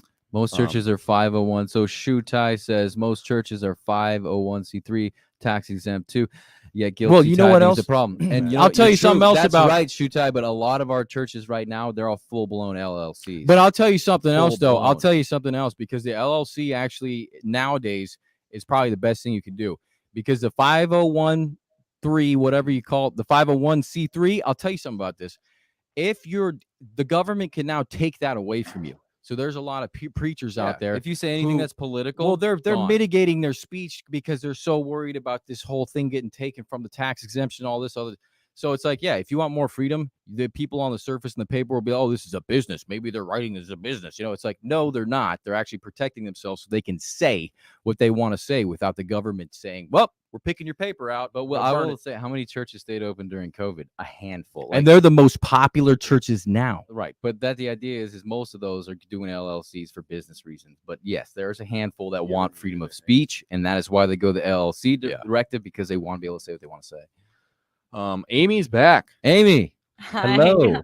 I'm back. I'm so sorry, guys. I had a feeling I'd have technical difficulties on my first. What ended up happening? Was that thing just dead or what? Yeah, but I figured out that I could plug in my MacBook charger into the Nice. camera and then plug that in while we're going. So Oh wow. yeah. Yeah, we had to get the batteries. We got they're like a battery that plugs in, but then it has a cord run into a plug-in. Yeah. So we don't have to deal with the batteries anymore. Infinite power. I Dominating have challenges. chords on chords here. It was a little bit confusing. I've still been getting my bearings with all this content stuff. I'm good at editing. Like I've always done editing. That's a skill that I picked up like years and years ago. But then like actually filming everything, the streaming aspect, and then actually filming is something I really You're had to doing learn. great, girl, and you dominated that problem like a beast. That's We are right. Continuing this We podcast. we just ranted on tithing and stuff. So Yeah. we Oh, went off topic. I remember what we were talking about, and I wanted to ask you about, because we're talking about like what you give, you know, and this is the value of like achievement and like the status, and like what is a high value male, what is a high value female. Mike's bringing up like, okay, the red pill idea of like how to attain a woman, and are these women that you are attracting actually high value women, and are you actually a high value male? What's going on? Shit. Oh, we lost you again. Man. Sorry, viewers. Oh my goodness. This is perfect. Oh no, This is it's like it was perfect. I literally love this. set I up love it. time. It's all good. We'll just do it. We can have an audio version of you. Yeah. It's all good. So we'll put a picture of you up. This is fun, man. This is the way it looks, guys. All right, this is Paul out there, you know, with his carriage. You probably didn't even have a carriage, Hey, stepping on rocks. There's all kinds of you ever watch problems, the- man. Enjoy it. If you watch the Oh. Whatever podcast, that they have problems all the time. Hey, when you're speaking the truth, it's That's gonna right. happen. I'm So, gonna. it's all Yeah. good. Satanic psyopsing, baby. I Oh love it. man, yeah, that'll be interesting when I go on the Whatever podcast this month. I honestly haven't been able to get through like a full one of their episodes. They're like kind of mind The numbing. last one was 6 hours. I saw. I was What? Yeah, That's I know. You're They gonna, have you're trial gonna be of sitting there for a while. Protein. That's yeah, you like, gotta have serving meals at that one. Jeez. yeah, that's like some type of. I don't know if I could do a full 6 hours. That's kind of crazy. But yeah, no, so going back to your question, so like what is a high value man and a high value woman? I feel like, you know, oftentimes these things that these gurus or coaches in the manosphere are pointing to, like the women that you sleep with, the amount of money that you accumulate, like these things are not the be all and end all. I think they're like a measure, and they're a not a measure, they're a like a byproduct basically Right. of somebody who is actually a high value man. Like a But symptom. Yeah, Yeah. exactly. yeah, exactly. Mhm. But like people are trying to put the cart before the horse, I think. Right. And before they ever really achieve that value, before they ever really do anything constructive, before they are able to partition, you know, resources, before they're able to take responsibility for their own problems, before, you know, I think, you know, you should always look at yourself whenever you're pointing your finger at someone else, there's 3 or 4 pointed back at you, right? So you need to be able to take that accountability first. And there's a lot of guys who aren't doing that. So a lot of guys who aren't doing that. And they're putting all of the focus on the result that comes from it, not realizing that that's just the result. Like that's not what it is. Like to be a high value man, you need to actually build something of value in the first place. And that needs to be something that goes above the materialistic stuff that the world is idolizing, because that's never going to actually truly make you happy or fulfilled. I mean, like we kind of said before, maybe happiness isn't the ultimate you know, ideal or pursuit, but I think finding that level of fulfillment to know that you've at least like made a difference in somebody else's life. So what about a high value male to you? To me, what I would consider to be a high value man. Does he need to make $1 million? Does he need to be jacked? No, Does he he need to have doesn't. like what does this guy And look don't like? give us something that's good, like sell it here just the way you want to say it, man. Yeah, no. So for me, you know, I am definitely in that place where I'm looking to, you know, start a family in the next couple of years. I'm 28 Good. next month. So according Happy to the red birthday. pill, guys, I'm running out of time here. You know, the clock's ticking to find this man. And so, yeah, I We got am. two guys right here. So I'm definitely you know, the finances, that's not like the pinnacle, but I think, you know, finding somebody who is who's able to at least be like financially literate, I think is important. Like understanding the value of finances. Like you don't necessarily need to be a millionaire, a bajillionaire. But certainly somebody who is able to take their talent or skill set and apply that in a way that provides value to people. Like I said, usually the money follows. So that's not the exact metric, but rather like, what is this person doing? Like, who are they influencing in their life? Like what type of like leadership do they hold? I'm definitely looking for a leader. I do believe in like the biblical sense of like submission to your husband, and That's what refreshing. That's Holy great. Moly, thank you. Beautiful. Yeah, love that. because I've tried to do it the other way and it doesn't work. Hey, that's one thing the red pill definitely gets right is Yeah. that Yeah. dynamic. But they missing submission to God. A man has to be Yeah. in submission to God in order to properly lead a woman. Correct. Otherwise, he's in submission to what? Yeah, it's a He's in fractionalized submission truth. to the world, Yeah. which means that he could potentially cheat on you. He could do all kinds of. He could go down a rabbit hole. He's not in submission to Christ. So if he's in submission to Christ, he can properly lead a woman, and then you can have a family. And that's the order that it works in. Yeah. That's the only way you're gonna have a woman submit. Well, I mean, I think because she prefaced with the question, because we're asking what makes the high value man for you. We're assuming that the Christian, because you're saying that he needs to lead. We're assuming this Christian thing is going to be on that list too, right? Oh yeah, Wrong? for Yes, sure. no, maybe. For sure, yes, definitely. Okay. It's so I was like, I have a friend who he always says like, I'm a Christian, but I'm a cussing Christian. I'm like, I kind of want me one of those. Like, I want somebody who's like maybe a little bit rough around the edge, because I No. didn't grow up- I get you. No, I mean, 'cause I when you didn't say grow up- Christian, I you didn't don't want grow the up in church. emasculated, guy you're going to go meet in church 9 times out of 10, right? Yeah, Yeah. exactly. Like like I said, I didn't grow up in the church, so maybe like I'm trying to learn, but maybe I'm not the most pristine image of like this perfect like Christian girl. Like None of us are. yeah, None of us and are. that's the whole Nobody point, is. which I totally understand. But like I don't know, like I don't know. Maybe that's the wrong kind of thing to be saying, that like I want someone who can more so like meet me on my level, because that's kind of a contradiction. No, I saying think that you I have want to be able to relate. There needs to be some type of relating, and like that's what I hear a lot in like the body count stuff, and like this idea of like a lot of these guys, like they just want someone they can relate to. I think most guys want a history and some type of history that relationship. relate to. Yeah. But it's a contradiction in the sense that like I want to be led. So if the guy is more like, if God is the priority of my life and the guy is more established in his like religious doctrines, and that's been a part, like that should not be a deterrent to me. Do you know what I mean? So I just kind of realized as I was saying it out loud that I want like a cussing Christian and someone who's maybe a little bit more rough. Like maybe that isn't the best thing for me, but it feels more relatable, which is why I probably said that. Well, we'll tell you this, okay? This is exactly why our podcast, why we began it, okay? Because unfortunately in the church, there's this superficial piety that consumes people. And it comes down to the mimetic desire to be the same.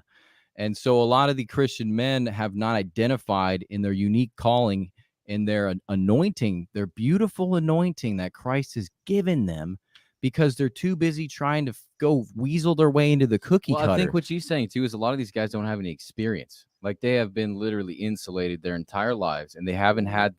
She can't relate to one of those Christian guys who grew up in church, and like literally, she has a totally different history. Well, what I'm saying is, is not going to be able to relate to that. A lot of these guys will mimic. They will mimic sort of submission to Christ, but they're not actually being submissive. I get that, but I think what she's talking about, like a little rough around the edges, is like he had a history maybe outside. Totally. No, I get that. I get that. He's got this experience that isn't just like born out of the church. He isn't one of these like, groomed from day one type of dudes who went out in the world. They can have this like relatability, so that they can, build a relationship on. Otherwise, it's like apples and oranges. Exactly. And like, do you guys, I'm not sure, are you familiar with Jordan Peterson? And like, love him. Love him. Boy. I like, oh my gosh, I love Jordan Peterson. Yeah, we met him.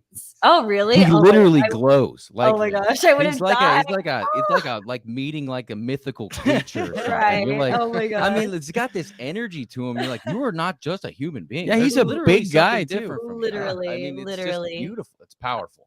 He's like my number one person I want to meet and do, like that's my number one probably content goal, where I'd feel like some people like Joe Rogan, this or that. Oh my gosh, if I get to sit down and have a conversation with Jordan Peterson, wow. But he talks about something where he says that there really isn't any nobility in he doesn't say in weakness, but like he says you should be a monster and then learn how to control it, right? Yes, If you are not capable of inflicting harm, if you do not know the power of yourself so far as your dark side as well, having done that shadow work, if you've just purely been brought up in this idealistic, sweet, loving, world, then how are you going to be able to respond to what comes your way? And so I think that's what I kind of meant more so rough around, like somebody who is aware of that part of them, but totally has that underneath control. Yeah, fully developed person. Yes. Has the ability to be disagreeable. Yes. And Yeah, understand where that is and why that's important in leading. Because a man has to be able to say no, and stand his ground. Well, and that's the perception thing of Christian men, I would say today in That's America. exactly feminized. Yeah, it's like this feminized kind of doormat of a Right. guy Yeah. that you. And that's what I was trying to do, is warn her against that, because they mimic something that looks like the one to go for. But then there's that lacking element of character that they have not yet put work into, because unfortunately the doctrine that they're applying themselves to is biased and half-baked. Yeah. So that's why I brought that up. I mean, obviously, because even a guy who doesn't have a rough background, say for instance, he just grew up in the church and was like this unicorn of a person, Country who never boy doubted, chopping wood out in the back. even him, if he's really taking the gospel to heart, he's going to seek out the world to go help those harlots, tax collectors, worldly people. So he will have the mind, their enterprising venture to want to connect with these people. So he's going to have it anyway if he's true leader. And I would say the same too with like some of the Christian women. Like there's a lot of these people that look great on paper. Like, for yeah, sure. they look great on paper. Oh my God, and then like you meet them in person and they're just they're berserkers. They're kind of just dull. Too. Dude, I would. It's like marrying a Christian girl out of church, finding like one. I It's met, scary. It's like talking. You guys out on Christian Mingle, looking for your wives on Christian Mingle. Like I grew up with some of these people in college, and like I felt like I remember me and producer Dave over here. We were at some like board night with these Christian girls invited us with their friends, and I felt like if I said a swear word by accident, they were going to start on fire. Yeah, that was the environment I felt like. That's why I don't go. And I just know immediately. It'd be like, you are of the devil. You have the devil in you. And I'd be like, are you a robot? Yeah, probably. Yeah. Like I was thinking because I almost brought Cards Against Humanity with. Yeah. I was like, dude, oh my goodness, they would have died. They Incineration. Dude. I would have been thrown into hell by them. And it's perfect. Right. And you're painting off that mimetic desire that goes in line with the church but and the Pharisees. Paper, and let's just admit you low key wanted to see him burn up. On paper, though, let's admit these women would be like the Tradcon dream, or all these kind of like a lot of these red pill guys dream. Like, oh, she's a virgin. She's like. Besides the fact that they have a titanium chastity belt on, yeah, maybe. No, dude. Anyway, let's get back to Amy. Let's get back to chat here. Oh, sorry. Rough Christians are the ones that I relate the most with, since they have been through stuff, and the way that God works through them is very personable. Yes, usually more manly in my experience. That's right. Well, that goes back to the Jordan Peterson thing where he's describing meekness. And this is all a conflict of definition. And unfortunately, we've diluted, like Satan's main objective is to take words and dilute their definition so we no longer can build ideas. Words are like bricks. So they build the idea. When you've sabotaged one and stolen it, you're destroyed. So meekness and this false idea of humility, like humility, you have boldness. Pride, you have arrogance. Pride comes before the fall. Humility and boldness, that encourages growth, but they look the same, so they can mimic each other on the surface. But it takes discernment to be able to tell these things. So people say rough Christians, and I get it, man. I understand what they're saying. When Jordan Peterson says meekness, I think the Hebrew definition is he who carries a sword and chooses to keep it sheathed. Well, that's true compassion, right? Otherwise, you don't have the decision, so it's not really compassion. Well, I think that's why a lot of girls are attracted like bad boys, because they're like, oh, he's got his sword just chopping everything off. He's you know what I mean? Achilles. He's like, He's oh, well, Achilles, right? I mean, He's he's not. gonna chop something. Might chop me in half too. I mean, that's the idea. Is like those bad boys do end up chopping everybody in half. Yeah. But they are looking for that masculinity and that protection. Well, that's the kind of the Hellenistic version of over masculine conqueror warrior. That's the Achilles. That's the Hercules. Who's the other? Oh yeah, exactly. Those guys.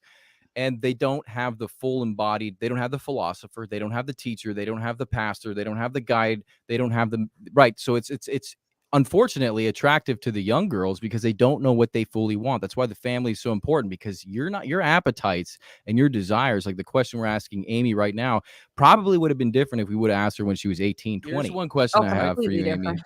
Yeah. So like I hear this a lot, like daddy, like I want a daddy, like girls want a daddy. And like, I'm thinking to myself, like, what do they mean? Like, what do they mean by a daddy? Like, do they want someone to like literally take care of them? Are they little girls? They want to be led, or like they didn't have a father, right? You know what I mean? Or they want to be protected, like a father protects. Where do you hear this? Leads.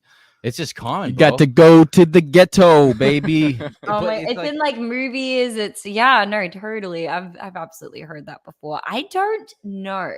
I literally don't know. I haven't even attempted to understand the mindset of that person, because even just like, it's just kind of gross. Just the sounds concept. like a pedophile. Yeah, it's perverse. Like I don't like it. I've never understood like the Spanish girls are like, oh puppy. Like I don't get it. I don't get it. I've never liked it. I can't even begin to understand like the Spanish girls just coming from us as Colombians, because we grew up with a very, very Spanish Latin background on our mom's side. Okay. The aunts will call kids poppy. Oh yeah. If you think that's confusing, like welcome to that. Like some grown woman calling a 4-year-old poppy. You're like, what is happening? So it's like an endearment thing for most of them. And then like the husbands will call their mamita, mama. It's not the same thing that Joe's talking about right now, which is like, I want a daddy, because I think that I know, at least my impression is, when I hear it coming and I look at the person and I'm like, what does this person want? Just judging a book by its cover. They want somebody to take care of all their shit. That's what it looks like to me. They're not a woman. Yeah, no, they're not a lady. They're a girl. They're still a girl. Yeah, it's just short for sugar daddy, basically, right? That's what I'm thinking. I kind of view it as the same as the ones I want to be treated like a princess. Yeah.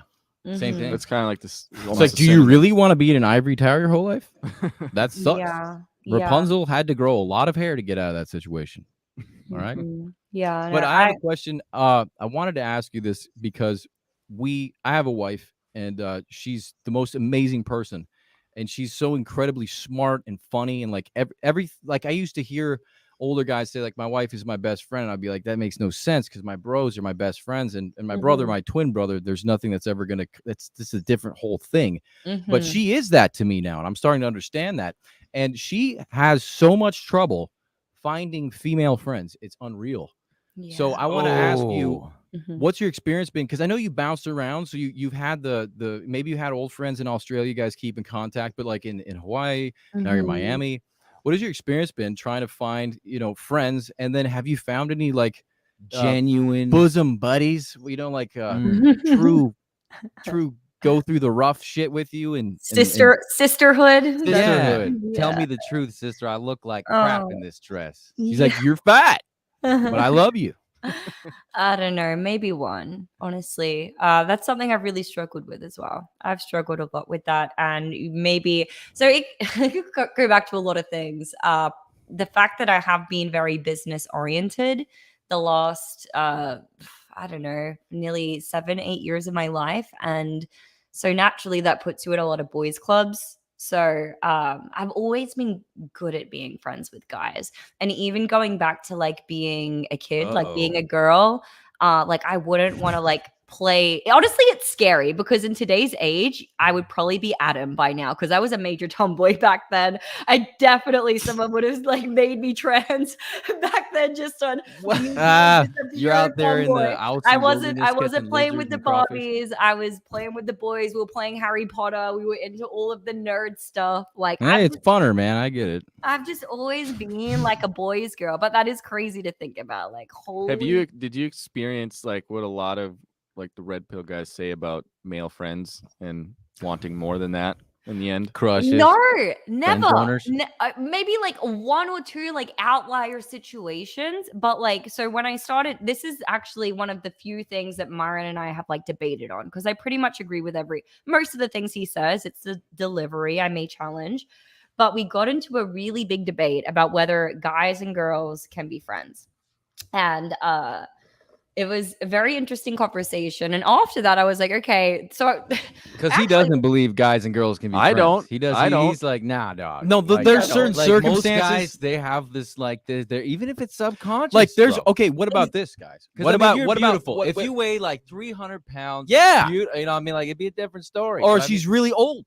Like Yeah. you know, you got like a Grandma. grandma, like a surrogate grandma. Like I that's think the guys. That's context guys is- and old I know women. what I though. said was That's not- very offensive, but I mean, what I'm trying to get at is that like attractiveness plays big into the motivation for a Yeah, man let's to put want the- to like let's be put the friends with you. context So like as maybe think two about it. people near the same age, relatively reasonable attractiveness, does that work out? Well, if one of them is a relationship, then hell Exactly. no.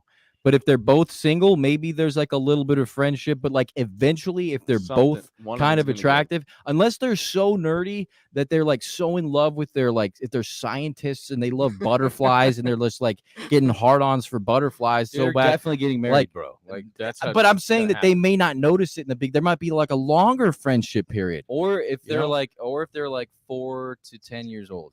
Or Yeah, is this exclusively? Are you change them. guys saying this is Kids. exclusively for guys? Because like I've had a lot of like attractive male friends that I would never want to go there with them. Like people I've known That's for 'cause you're a years chick. who I'm like comfortable with. Like they're like good looking for sure. Like yeah, like I'll go out and wingman you, and you'll probably get a lot of girls because you're good looking. If but you texted that guy or If if he's you good showed looking, you interest don't in need a him, wingman. I bet in 2 seconds he's flipping on that. well, this is what I was gonna say. This is what I was Mhm. gonna say. So I Yeah. got into this debate with Myron, and then so after I was like, okay, I have a couple of really good guy friends that like I almost feel like they're like brothers. And so I actually asked one of them. I was like, so what do you think of this theory? He's like, yeah, we're friends. But like if you wanted to fuck right now, I would do it. There like, you go. right there now. you go. And he There said that you straight to my go. face, looking Some me in the incest eye, happening there. so It's not true serious. I was brotherhood. like, It's not true brotherhood. I We was have like, are you incest. kidding me right now? Oh my God, you just dropped that on me right now. And come to find out that this is apparently a common sentiment. And so, what I want to know, am I like abusing the relationship? Am I like in a power position? Are you sure you because- want to ask that question? No, I Are you really- I wanna know absolutely certain you want the response? Because it's like I feel like I can be genuinely friends with guys. Girls can, I don't know girls if they can. can genuinely be friends with me, but then should that then make me not consider them to be a real friend? Okay, prepare to be red pilled. Okay. Okay. You are going to enter into the new zone of understanding, and you will be responsible from this moment forward on this information. All right, let's go. So, unless he's paralyzed, and even if he is paralyzed from the midsection down, he still is fantasizing, probably, most likely. Okay. So, lobotomy, no brain, missing genitalia, then it's fine. then it's fine. Which your friendship's probably going to suck a little bit. I'm just saying that right off the bat. So these are the circumstances that your guy friend is not, or he's like gay, But she's single. so I mean, like let's also draw that into the Well, conclusion, or you know what I mean? Like if she had a boyfriend, would it be different? Which I did. Oh, yeah, I for just got sure. out of a 4-year relationship like 2 months ago. And so Oh, wow. I've been here 5 years. It would have been 4-year relationship in October. So That's it's a like long three, end. 3.5. Yeah. Yeah. Like I thought someone I thought I was going to get married to. It's crazy. But Did sorry. he? Was he okay with the friendships? And was he a Christian? he wasn't. Yeah, kind of Christian. Yeah, he like when I would ask him to come to church with me, like he would, but he definitely didn't prioritize it. He would pray in certain instances. Yeah, no, not really though. Not He like wasn't leading it. No. Yeah, I was leading it for I sure. got you.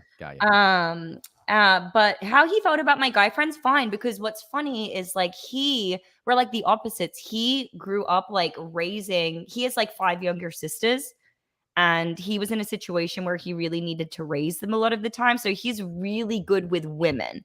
He's had mostly girlfriends his whole life. I've had mostly guy friends my whole life. So we were both like weirdly like respectful of You guys each other. are outliers. And also, yeah, I know that this is totally an exception to the rule. Both of us are the exception to the rule.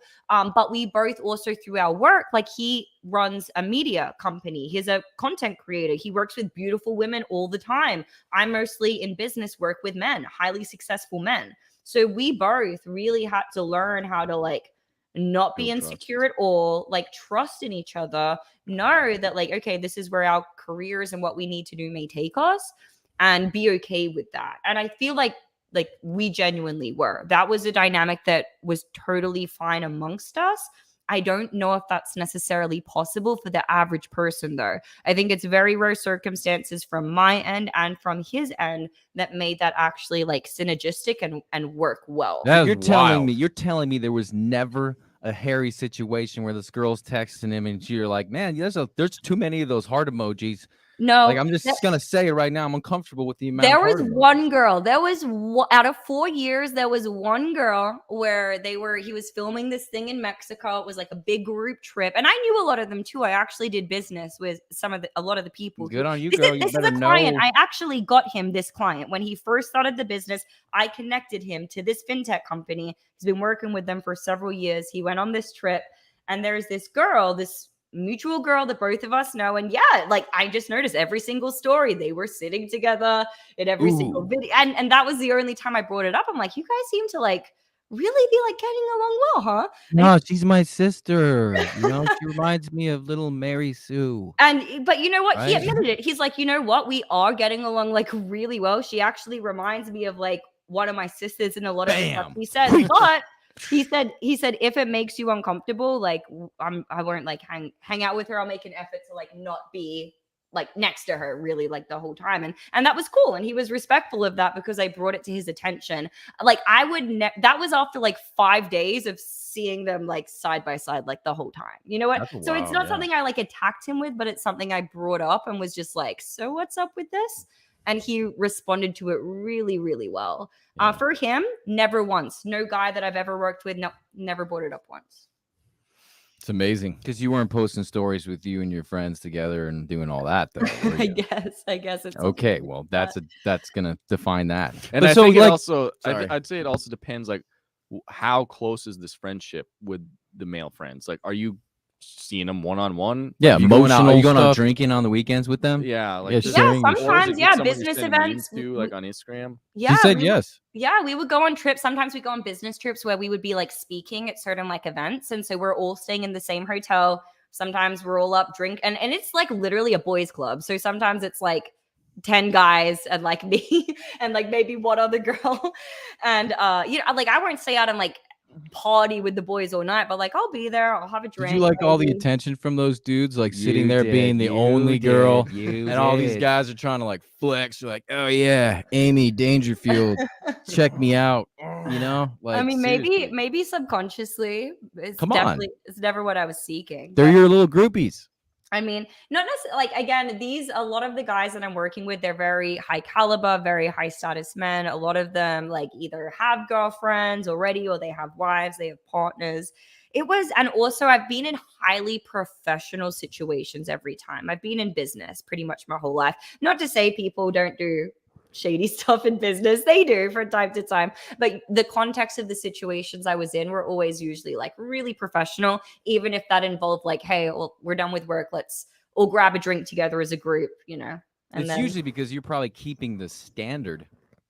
Oh, for sure. Keeping the standard. But if you were to like be like, well, hey, you know, like I got a bottle of whiskey up in my plate. You want to come to my hotel room? Oh, yeah. Never anything like that. I bet you those guys. If the girl's name was Amy Dangerfield, I would immediately think she was like a James Bond spy and be like, you're not poisoning me tonight.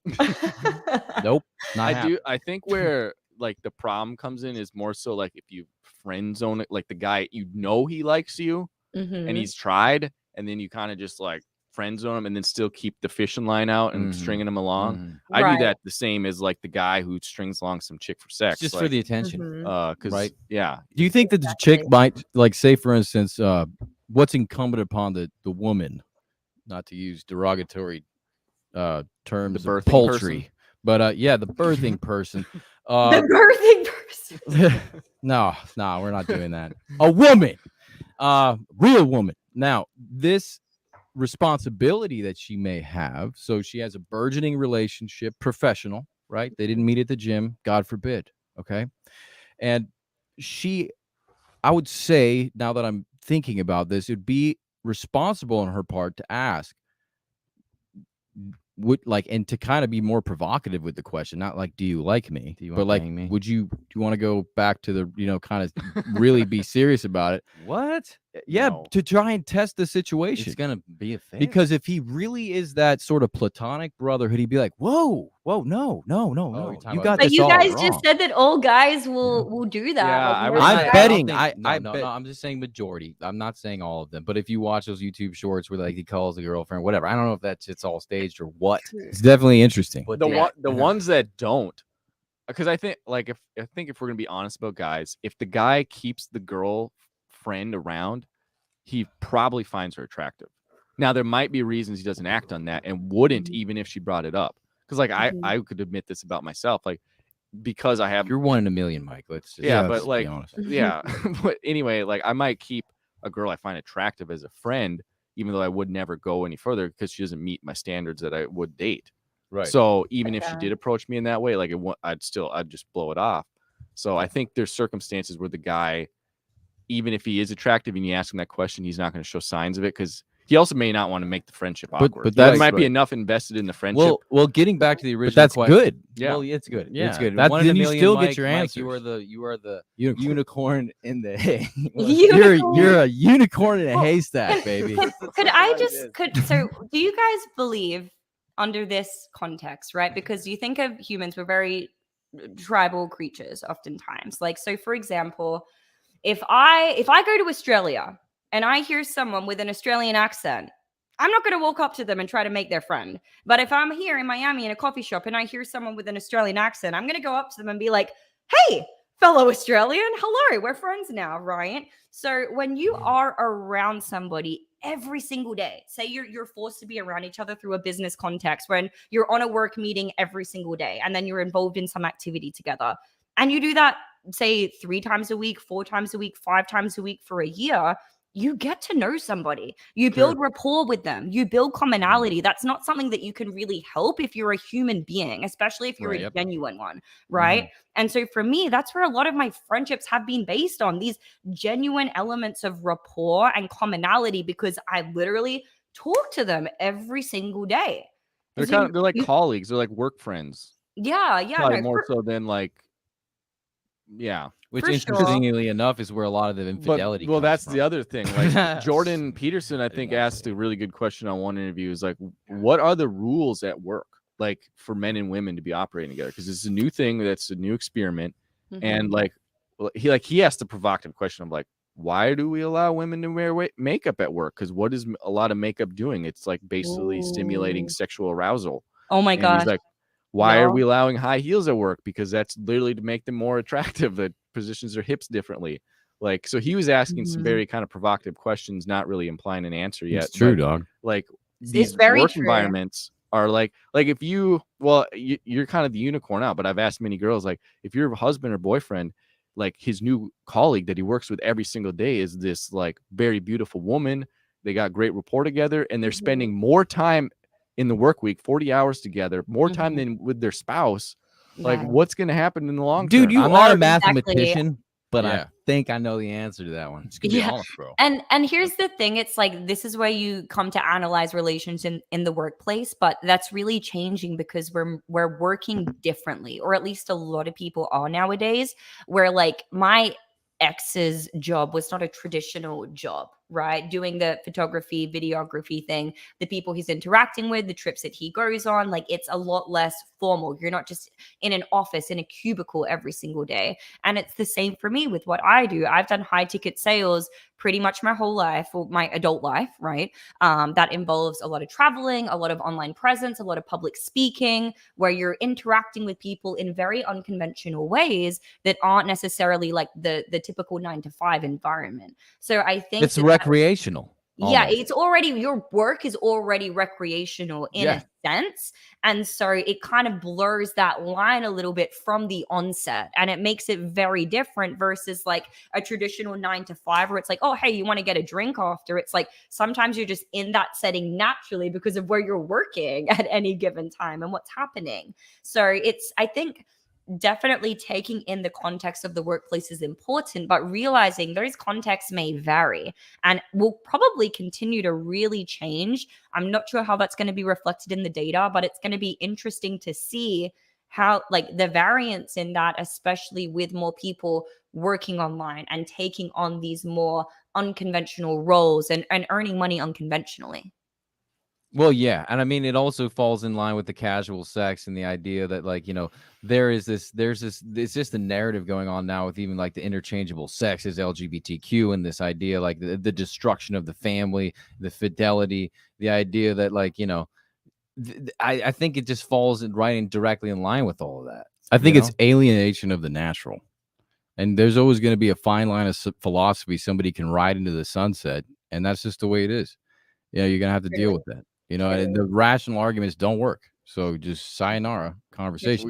We got a couple super chats we want to hit here. Because there was Rusty one up there I Fuel. wanted to bring up too. Rusty Fuel, female friends only works if sex is totally off the table for whatever reason. Oh, You'd have to balls chopped establish off. that up front. I would say for whatever reason is the most mystical thing I've ever heard in my life. But the other one, not that And one. I love Dave, you, Rusty Fuel. He made a comment about Allie Buckley, like tweeted about the red pill being like homosexual adjacent. Right there. Whoa. Allie Beth Stuckley just tweeted that the red pill is homosexual adjacent. That's, I see a lot of these, like, I'm stucky on that point. Tradcon women just going after the red pill right now. Frankly, Tradcon men are like Ben Shapiro and whatnot.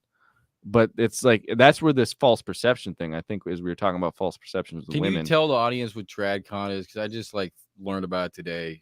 Well, it's just traditional conservatives. So you think of like your Ben Shapiro's, right? Yeah, Tradcon. That's the term they use for them. But thanks. Like, so basically, red pills are gayfers.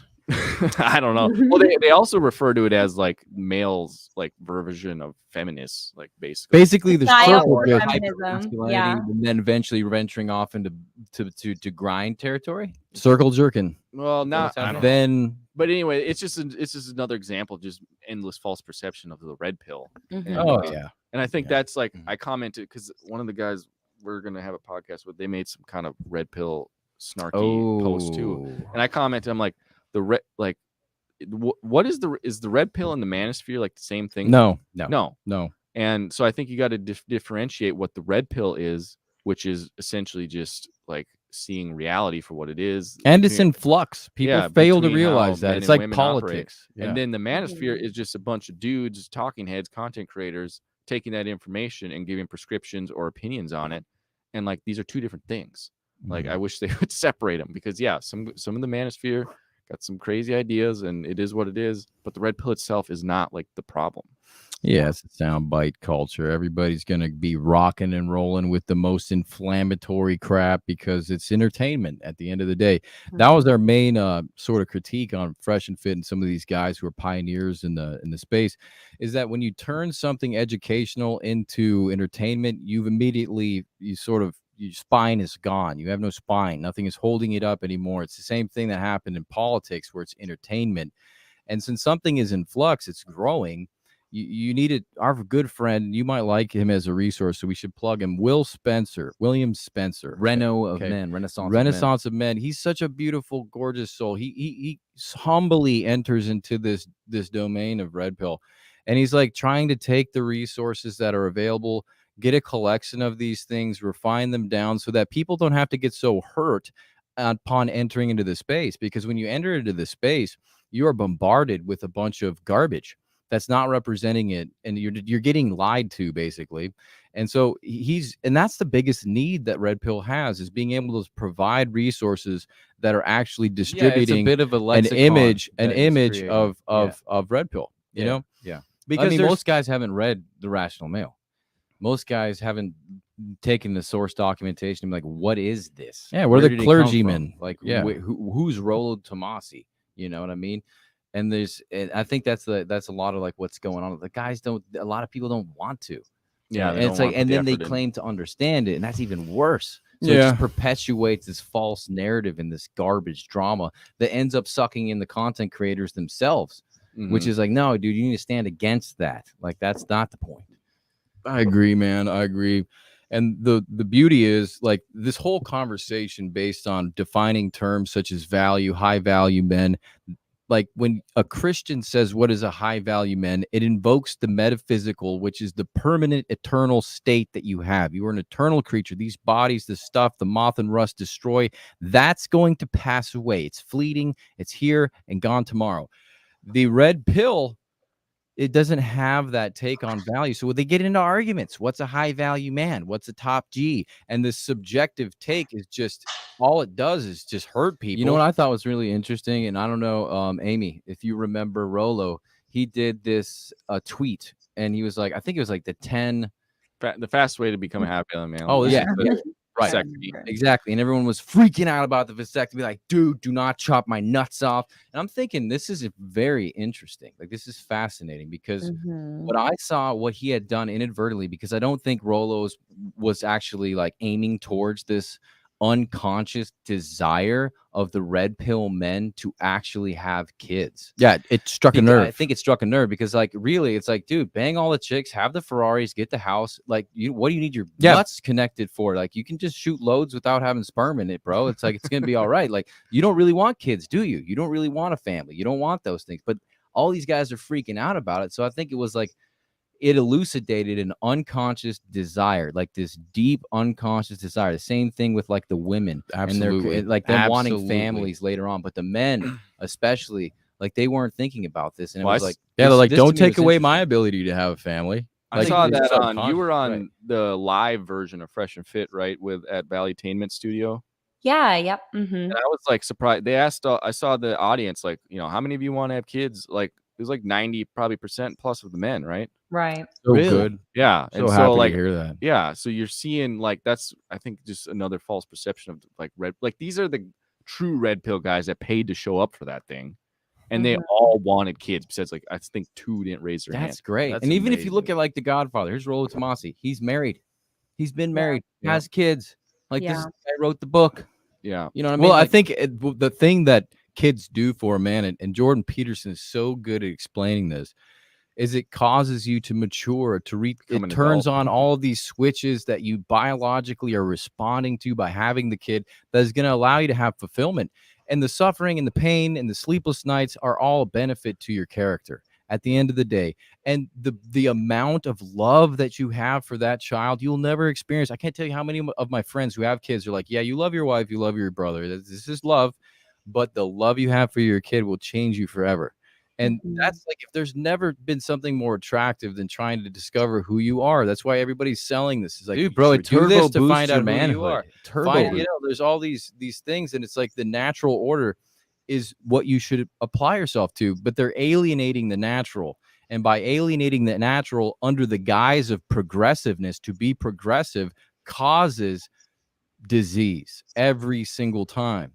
Yeah. And so these young guys, and I love them so much because they're spending money, dude. They probably didn't have a dad at home. Like, they're trying to father themselves, and they're finding surrogate fathers in Rollo Tomasi, in JP. And thank God for these guys, who are out there fathering these young men and giving them these tools so that they can sort of grow on their own. And that's our message as Iron Disciples. Is like, it's good to have those guys, but you have a Father in heaven who wants to do that for you, who wants to help you. You're never alone. You can grow in ways you never understood in the physical, in the metaphysical. Like, the part of you that's eternal stands so much to gain. And so that's where the red pill kind of drops off and plateaus, where it's like, it's just a body of information. So we're trying to be in the space to give the guys like those hearts, those young and in many ways innocent hearts, to be able to say, hey, man, your heart's in the right place, and there are answers to these questions. Well, even if you see like Tate, he's going to God. He's starting, and he's being vocal about it. And then even Rollo Tomasi, if you read Religion, he's outspoken about his faith. He's like, I believe in the resurrection. I believe that Jesus physically resurrected. Mhm. This is my core fundamental belief. And it's interesting is because like if these guys are truly red pilled, they'd be looking at like, okay, where are these guys? What do they really believe? Exactly. Like, what's going on Right. inside the Yeah. body of information? Because like, what's the precursor? Like you were saying, what's this? This is just a symptom, but what is the cause to this effect? Right. You know, reading the biography. To just kind of, so we're like 2 hours in. I don't want to like use up all your night, Amy. So just let us know if you need to get going. You're good. We're good. I mean, I would love to like for sure do this again when I'm Yeah, we- able is to that get a my dog in the camera, background? keep my camera on the whole time, but we can keep going for Is that a sure. dog in the background? It's in my hallway. I live in an apartment complex, so Not Oh, yours. okay. I wanted Yeah. to know. We what will kind it was. still we pet it. we will still. one just question. Dave, bring up Jonathan's there. Have you reached out to Ruslan? He is a greater audience in the Christian sphere. Could really use better information. Yeah, so we haven't really reached out to him. I don't think we're big enough that he'll like notice us, but we've definitely been frustrated, I'd say, by his takes on the red pill. Like, yeah, he's just kind of like this reactionary. Like a lot of these Christian creators, I think, are just like clickbaiting, reacting to the obvious stuff that Christians are gonna have problems with. Oh, the dating advice they give Yeah. is absolute horse poop. Who? Poo-poo. Ruslan? Oh, yeah. Well, Like, that's the thing. I mean, it's ridiculous. I'm like, you're not helping anybody with that stuff. It's like there's absolutely no. Let's be fair. Like Ruslan is cool for what he knows, and he has good stuff that he does do. But But when red he encounters pill his is red not. pill, he's Red just- pill is not one of them. I mean, he his can't. experience, bro. He cannot. You cannot do everything perfectly. You know. they So just like, use it. I feel like a lot of these Christian content, like the roommates, kind of turned in the same thing. They just now attack the red pill as clickbait, but I feel like they're just preaching to the choir. Like it's super easy for Christians to just attack like Myron saying, "I'm going to have 4 wives and you should sleep with 50 women before you get married." Like it's that's polemic. that's just And ultimately, easy. I don't have respect for that because it's polemic at the core, and it's just to create sedition they're Yeah. not because at the core, what we're dealing with is education, and trying to say, like Joe was saying, look at these guys' biographies. What created the man? We're trying to give guys sort of mental mechanism for creating theses, looking at a body of information, subjecting themselves to the same questions they're asking. When I see Christian brothers doing that kind of stuff, it makes me sad because we're supposed to look at these people like we're supposed to love them, man. Well, We're not it's like supposed it's to come casting your across- pearls before swine, like we've talked about. Like Oh, you're judging them when they're not even Christians. Yeah, Yeah. they're operating as you would expect if they're not Christian. Like they don't. Why do they're- that? Yeah, You're not doing the right thing. Kind of wasting your time. Yeah, if you're gonna go judge Christians, fine. You know, The- go ahead and hold them over the fire, and you guys duke it out, whatever. right. You know, but people who are not within the fold of the faith, you should have a bleeding heart for them, because you want the biggest family in heaven possible. We're gonna be spending eternity up there. You want as many people as you can get. Yeah. So you got to see them as a brother. You got to desire that. You know. One thing I wanted to kind of bring up, just this was probably from way back in the conversation, but that Bring I it found, back. I want to bring it back to kind of like Destiny and how I actually have a lot of respect for him, because as far as like I was thinking about like having friends, like there's rarely, like 10 years ago you could have a friend of an opposite viewpoint, like on the other team basically, and have reasonable conversations. But today it's so polarized, it's like impossible to have friendships that work in that way. But I view Destiny as someone who's kind of on the opposite side of things, that's very reasonable, and you can have like reasonable discussions with and like not end up hating each other or yelling at each other. And so I just like I wanted to point that out. Like I think Destiny is kind of rare in that. I know a lot of people like can't stand him and whatnot, but I like that. Like I understand why Myron brings him on, because he's a reasonable, like it's nice to have someone to bounce and debate and kind of spar with on these ideas. Because if you're just in an echo chamber all the time, frankly, it's kind of boring. Well, that's what she was saying. Yeah. You don't get sharp that Yeah. way. You certainly don't learn anything. You're not going to grow. Yeah, I have a lot of respect for Destiny. He's probably one of the smartest people that I've ever met. And yeah, you know that you can get into a heated discussion. I mean, we disagree. We even yell sometimes, but after I saw that. but after we are friends, you know, we can go grab some sushi at Moshi Moshi and chat, and it's like or maybe we'll keep the debate going and still continue, you know, somewhat arguing, but we're not so emotionally attached to our position that being wrong, like for so many people, being wrong wrong like equates to almost like an ego death. Like they cannot be wrong under any circumstances, versus like, hey, no, sometimes iron sharpens iron. Even if we do hold opposing views, having this conversation is either, you know, number one, we're going to learn something, or we're just going to strengthen our position even more ultimately. So yeah, I think that he is great. I think he serves a very important role within this, you know, space, red pill space, content space, whatever you want to call it. Because so many people who are on the other side, which are often more like kind of left-leaning people, more progressives, like they're very easy to dismiss, especially because of the portrayal of them on a lot of social media platforms, like the woke Twitter, like libs of TikTok, all of that stuff. You see these people, it's so easy to discredit. As soon as anybody, you hear they're left-leaning or this or that, it's so easy to be like, oh, they're a wokey, you know, to automatically reduce them to the stereotype. But honestly, doing so, it's just so reductive, like from both ends. Like the left do it to us as well. They see us all like fascists and, you know, Nazis, extremists, this and that. And it's like these extremist labels are only going to further divide us. And it's just going to make, you know, finding some type of commonality or middle ground like impossible. It's never going to happen. And we don't even need to find middle ground necessarily, but we need to at least be open to a conversation. Exactly. At the very least, like. Yeah, I wish like it was more reasonable. Like you can't have conversations. It's so hard to have a friendship that goes across the aisle on a lot of stuff. Like it's identity politics. Yeah, exactly. Because you're attacking their identity. Like she said, you're directly attacking their ego, their person. It's just how cultures change. Like I think 20 years ago, there was more middle ground. Stuff wasn't so far apart. Now we're just this far apart when we used to be this far apart. So there's just no room for conversation. So divisive. Yeah. And people just attack. They get ultimately controlling, because then the narrative gets controlled by either or side, which is Satan at the end of the day. And he just wants conflict, and he doesn't want, it's the Tower of Babel. It's like if people can't talk, they can't go anywhere. Well, a cool thing she brought up was like getting heated. You know, like in confrontation, we would have friends come over to the house, you know, and we have a Latin family. And they'd be like, these people are going to kill each other. Should we leave right now? I'm like, no, this is just normal. They're talking about, you know, what's a better sandwich to buy for lunch. And it's heated. We don't know why.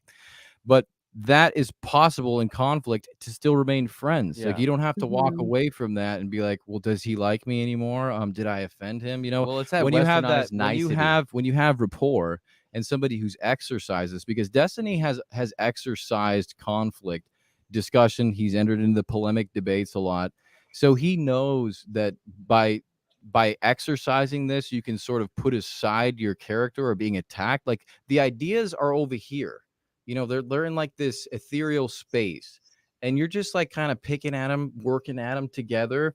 And if you get heated, that's just a part of your passion, right? Yeah. So you would begin to interpret body language and people and all the other stuff that sort of happens when you're talking to somebody passionately, and you don't have the response mechanism that most do, which is like, I'm being attacked, somebody's hurting my feelings, they raise their voice and I didn't like the way they said it. And it's a maturity thing, you know, like if you're mature enough to listen to the words that are being said, you're going to learn a lot faster. You know, you're going to be able to go to sources that you may not like when I was 25, I came back to my faith. And I was listening to Christopher Hitchens debate, you know, one of the guys, I forget who it was. Craig. It was Craig. And the guys would get heated about things, but they were wonderful. And for me, I went through this learning stage where I was like, man, Christopher Hitchens is making a lot of sense. This is great. But it was also scary for me to take my beliefs and put them on the table and say, what's going to happen, right? I have to practice being open-minded with this. I have to practice, you know, jousting with ideas and allowing them to be what they are, even if it's subjugating my beliefs to a certain degree. And that practice allows you to become stronger. That's why a lot of the distilling and refining, you put your beliefs on the table, you let the fire come off and burn off all the dark. Yeah, it hurts. It's like Jordan Peterson talks about the phoenix, right? And he's like, you know, and he talks about rotten wood. And so you're like a bunch of rotted wood, and you're just tearing all the rotten wood off until there's like a little splinter left of like real wood. And it's like, good, at least you have some real wood. It may have hurt so bad to see this figure go down to basically nothing, but now you actually know what you have. You know, and so I think that's why a lot of younger Christians, when they go into to college, they're finally facing stuff that actually Challenges is challenging to them. Yeah, exactly. Well, I think a big difference too with the passionate, like heated. It's like with Hitchens and like Craig, it looks heated and passionate. But if they're not doing ad hominem attacks, like Right. If you're passionate about the arguments, like that's one thing. I think that's where it just devolves. Is like they have rules of engagement. Yeah, character attacks that are heated. Then it's just like, this is pointless. At which case, you know that the dialogue has digressed so far. You shouldn't be. That's where Christ would maybe show through action, right? Like we have to use other tools at that point with the person. We have to be receptive of what we're getting back. You know, not scapegoat on the fact that somebody was insulting. Right. No, but I mean, that's what Paul means when he was like, I became a Greek to go to the Greeks. I became like them. Like he went out and he actually like invested in these people, you know, because he loved them. He saw he had to steel man the arguments too. Well, he had to steal. Well, that's what it means to love somebody. Right. It means to value their beliefs. That's because exactly they're right. not an idiot, and you're not just shoving and cramming your dogma down their throat. Like that's people immediately would get turned off by that. It's just garbage. It's not love. It's not. But that's what Paul was meaning. Here he is. Paul's very smart. He's like the smartest of the Jews, right? He already knows about a lot of this culture. He already knows, like he's already like studied a lot of this stuff. But he's going to meet them. Right. Instead of being like, oh, yeah, bro, I know what you're saying. I know. I get it. Right. He doesn't do that. Like he listens and he internalizes and he respects each one for what they're saying, you know, and like this in America, I think this is a problem. Like everyone is too nice. And they think that if they think that being unless nice, they're on the internet. Well, unless they're on the internet. But it's like that idea of like debate. Like we grew up in a Latin family where you would get checked all the time. Like, and I for mean, you dumb would get stuff, laughed at and bullied by your mother. Like, I mean, just like that's the way it went, dude. Like you fell and hurt yourself. Look at this idiot. Loud, you know stupid boy. But that's the kind of like the sharpening of your character that allows you to like, you know, laugh at yourself when you're doing something wrong or when you made a mistake. It's a funny moment. You learn something, right? It's good. It's okay.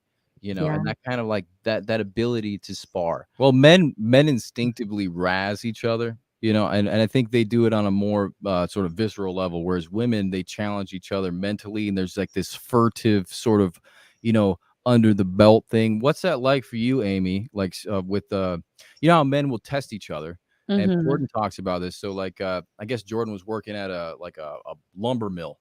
And one of these guys is over there and they start throwing pebbles at him and he can't take it. Like he didn't go through the initiation process. He let the pebbles get to him and he turned to a big fat crybaby. And so like, you know, we as men will do this sort of vetting process and it's a little ugly, but but my point is it informs conflict. It informs being able to undergo the scrutiny of your peers and then come out sort of grown. What is that like for women? And do you think that's a problem with why the friendship situation? Like, I think there's a real epidemic of women, like fellowship is a commandment in the Bible. And they need to get together and love each other and make each other grow by sharing each other's burdens, the iron sharpening iron, and iron sharpens iron, sparks are going to fly. So, okay, fires are going to be lit. But is this somehow paying into it, like with the women? And what does the women vetting process look like? Could you like explain, just elaborate a little bit more on what you mean by like vetting process? So like for a man, right? Like if he comes into to our meeting, like when we're doing our Bible study, we tell all the guys like, look, man, if somebody has an issue reading, we're going to support him. Okay. He's got to overcome this. And even if he like messes up on a word and something's funny, we all laugh together, right? So there's a little bit of razzing that goes on to be like, you have to be strong enough to undergo razzing. You have to, the world is going to come at you. And we're trying to have like some safe practice sort of what that's going to look like. So men do this. And in the gym, it's like, oh, I bet you could push more, right? Or something like that. Yeah, we go shit talk each other on first meeting of them. Oh, yeah. Each other. Like, it's almost expected.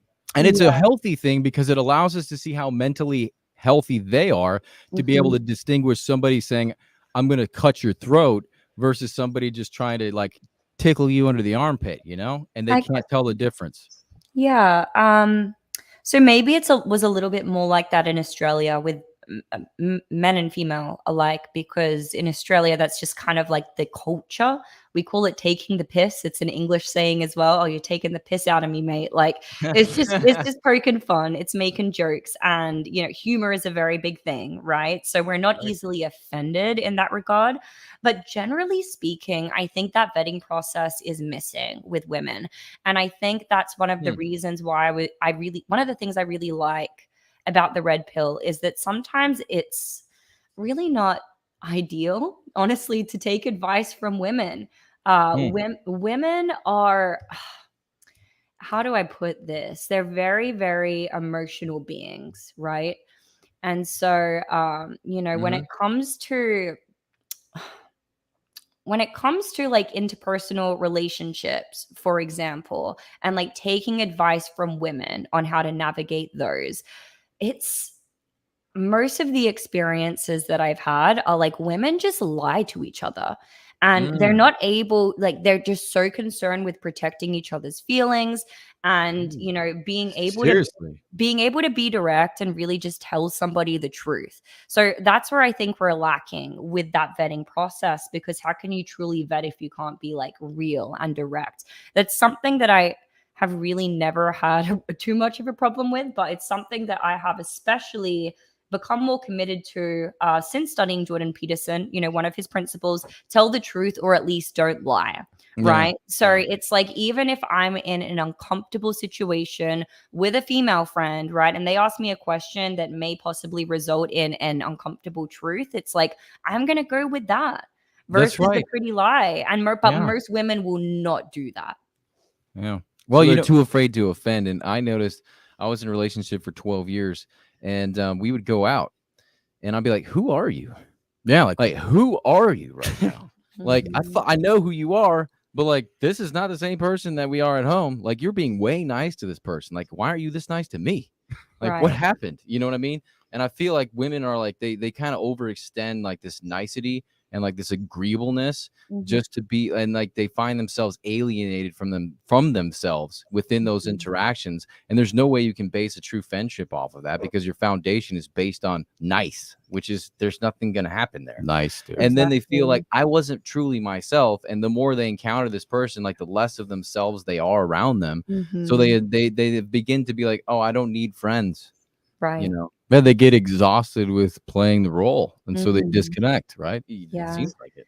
And honestly, like that's another, like women give each other terrible advice. Like when I told my first like couple of girlfriends, like after the breakup, there were a few women that I confided in, and like the first thing that they said was, what did he do? Men are trash. And it's like, I literally could have cheated on him. Like I could have been I haven't even said anything yet.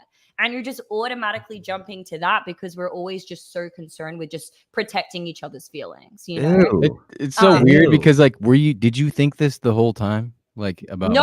This is just since the red pill. Like this is one thing that is a major benefit for me coming into this space. Like realizing that taking advice from women is going to be influenced by emotions, personal biases, societal pressures, mostly things that do not align with any type of logical reasoning.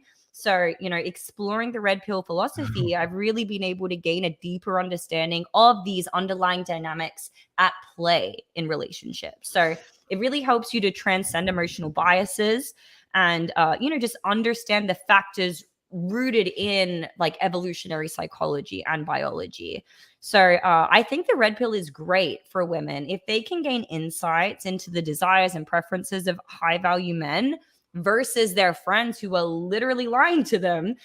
This understanding is going to help them make more informed choices about their behavior, their appearance, their actions within their relationships. So, obviously it's important to approach all of this with discernment. Like you can't just take all red pill advice on face value, but, for example, I'm going to give you guys a very basic example. It's like a universally recognized principle within the red pill. Like, I don't want a promiscuous woman. I don't want a woman who's marketing herself all over social media, etc. Right? And so as a woman, you can then reverse engineer that advice and be like, oh, wow. So if I want a high value man, maybe I shouldn't be posting booty pics every other post. And you can reverse engineer the advice and then follow it. And walk so the like line. For me, for example, like I've always been in business. So I've always kind of you know, been mindful of how I'm portraying myself, my brand, my image. That being said, I've also lived in Surfers Paradise, Australia, Maui, Hawaii, and Miami. So I, for a long time, lived in a bikini. Bunch of bikini pics taken of me throughout that time because I'm literally living in it like 5 days out of the week. It's where I You're live. living in a culture of it where like exactly. every other chick is Yeah, acting a certain way. but here's the thing. So back in the day, like, and there's even I think like 1 or 2 pictures of me in bikinis when I'm actually like at the beach or like by the pool, right? That a couple of pictures like that. But now, like, there's a couple of them that I left up. But like, even if I'm not posing promiscuously, even if it's nothing like that, I still don't think, and don't hold me to this forever, right? There may be one that maybe pops up one day, you know, somewhere. But like, I don't think, even if it was just like a cute, candid picture that somebody took and they're like, look how great this picture is, look at the sunset in the background. If I was in a bikini, like, I would think twice now about posting that on my Instagram, and I probably wouldn't because of this information that I now have. Whereas in the past, I wouldn't have thought twice about it, even though I didn't have like thirst trap intents, if that makes sense. Yeah, my wife is super, you know, like classic Catholic, and she always feels that way, like when she goes to the beach. And sometimes I have to tell her, I'm like, "You're a beautiful woman. You should feel fine doing this. It's not like you're posting pictures of yourself in a bikini every day, and it's causing appetite for you to have this approval based on your body. Like Right. that's completely different." But and I do understand you have to be responsible to other people's conscience. You know, that's part of being a leader. That's part of caring for people who are less developed.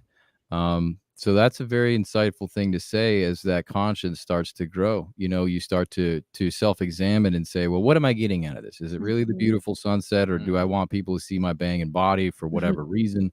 You know, and the bonus is that you don't have to have that appetite. Like the perversion of attraction and attention that's happened because of social media, that is a burdensome thing. Well, And the people who are tied down to that appetite, you're going to attract the wrong types of dudes. well, absolutely. So you're not gonna reach the goal of It's having just a horrible. high value male. Mhm. Usually, Men, know? like, I wish, like, I don't know, women probably don't realize this. Maybe the red pill somewhat tells or hopefully is waking them up, but men will look at an Instagram and immediately write a girl off. Yeah. Just based on that. yeah. Like, yeah. like one that is looking for like a wife type. And they're allowed to. I mean, like they're using what they got, you know, so they're going to see something on there and it's going to be like, well, I had all these experiences. Like, you got to be honest with what you see. And I think a lot of women, like, I was talking to a friend of mine, she's a model, and so she had a lot of like modeling photos on there that I didn't even think they were that bad, but she, like, through like a Bible study she was in, kind of came to it was about, the topic was modesty, and she had like her eyes opened on like how the male brain works, and like that she might be like inadvertently kind of like causing men to quote stumble. And so she like removed a whole bunch of stuff, and like she's like, I didn't even freaking know. Like, you're just completely oblivious to it. Yeah, I did that like a couple weeks ago, even on mine. I was like, I had these pictures modeling like my pants unbuttoned, and I was like, wait a minute, like, not okay. Yeah, no, even with my You know what dress, I mean? like even the way that I dress, like you guys have probably seen, and most of my appearances, I always kind of go more like business kind of a look. Maybe I'll dress more casually. Like, I'll never wear anything like risky, but you know, maybe I'll go a bit more casual, like every now and then. But that's something I'm so mindful of now, especially like understanding the male brain more, and understanding, like I said, having that candid conversation with my friend who has literally been a good friend of mine, like a shoulder to cry on, being like done business stuff together 4 years. And he looked me dead in the eye and said, yeah, but I would sleep with you literally right now if I had. Yeah, it's a wake-up call, realizing that is like, wow, like I have been a little bit irresponsible and negligent. And just not intentionally, you know. So, well, but then, go on. Yeah, I mean, you could probably dress up in a burqa and it still happen. So, yeah, I mean, guys are guys. Yeah. Well, that's the problem with the culture. The culture, like, women are so set up to kind of fail in culture today. Like, especially like with the OnlyFans thing. Like, I saw some girl on TikTok who was just like telling her OnlyFans story, like basically warning girls, like, you get sold, like my friends pushed me into it. You get sold this, you know, money and clout basically and followers you're gonna get, and then you're just left so empty, and no man actually wants to take you seriously. You can't hit the undo button on it, and then like she was stuck in a contract still, so she couldn't just take it down. Jeez. And it's just like they're like these women aren't told like. And then I heard like another girl on a podcast, like she was literally embarrassed that she was like celibate and like That's kind of like so modest. sad, yeah. Like she thought like men would think she's kind of like a prude, and like I'm like, no, like men, Prude is hot, baby. Like them like prudes, if baby. unless you're looking like unless you want to attract the fuck boys, like men Don't don't want do it. that. Like Yeah.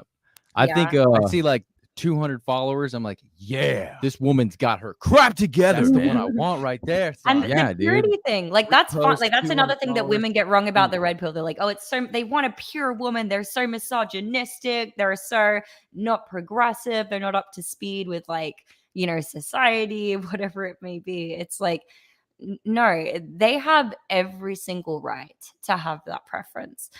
Just the same way Myron brings this up all the time, all the preferences that women have, the amount of guys, the metric for this is like dating apps, right? The percentile of guys that women will actually swipe on. And I'm not speaking from firsthand experience. I've personally never had the apps. I've never worked that system. Good I've for never you. had to, luckily, but I know for those who do, it's a very small percentile of men that they're actually like swiping on. And so yeah, it's like, listen, if women can have these preferences and these really high standards, then why can't men have their preferences reciprocate. for It's what like, they want is as that a well? high standard? Like asking? It's really for, not. It's Is not. it though? Like I'm not I- asking for you to be a millionaire or like, you know, Right. it's like right. don't have like a, don't be like some. Don't sell your punani for cash. Please. Yeah. You know, like Right. Oh, but even Please. coming down to like just posting like promiscuously, you know, when the guys are like, would you delete your Instagram? Like, okay, maybe depending on the situation, that might be extreme. bit I think extreme. I think you could still have an Instagram, but the content you're putting on there, the engagement, like I think all of that is totally fair for that to be a real boundary set within a relationship, and for guys to really assess the girls they would consider dating or going into a relationship with based off those things. It's what they have. You know, it's Yeah. what they got. Like, what do Yeah. you got? You know, like back in the day, it was probably like, you know, how does she draw water from the well? Is she like, you know, what does she do when she's on her spare time? Is she rubbing her mom's feet? Like, is she a sweet girl or is she like, you know, nasty? Like she's always looking for trouble and Right. gossip. And now that's what we have, you know, and it's sad because you're not getting much out of that anyway. You know, like, and that's why we try to encourage the guys to read out loud, you know, in the Bible study, because a big dearth of experience that we've noticed with the younger guys, and I'm sure this translates to women too, is the ability to elucidate and express thought with your bros. And that's what started this podcast, was we were like, we're going to teach these younger guys how to talk about stuff, think out loud, treat this idea like this esoteric sort of life form, and engage in that, you know, sort of play this game of discussion. But they need to start by speaking out loud, you know, and when somebody sees an Instagram, they see like a couple little words, a picture. It's so two-dimensional, you know, that it's sad for me to see somebody, but it's what they have, you know, so like, it's just sad. well, you I know? think Rollo said like attention for women is like sex for men or something like I that. think Myron said that, Or Myron, I don't know. but yeah, That's Either kind of way. the idea. It's like she obviously has an appetite that she's built up. It's kind of like an addiction to attention and her sexuality. Right. And that's not something like, oh, a lot of high value men are going to see that right off the bat.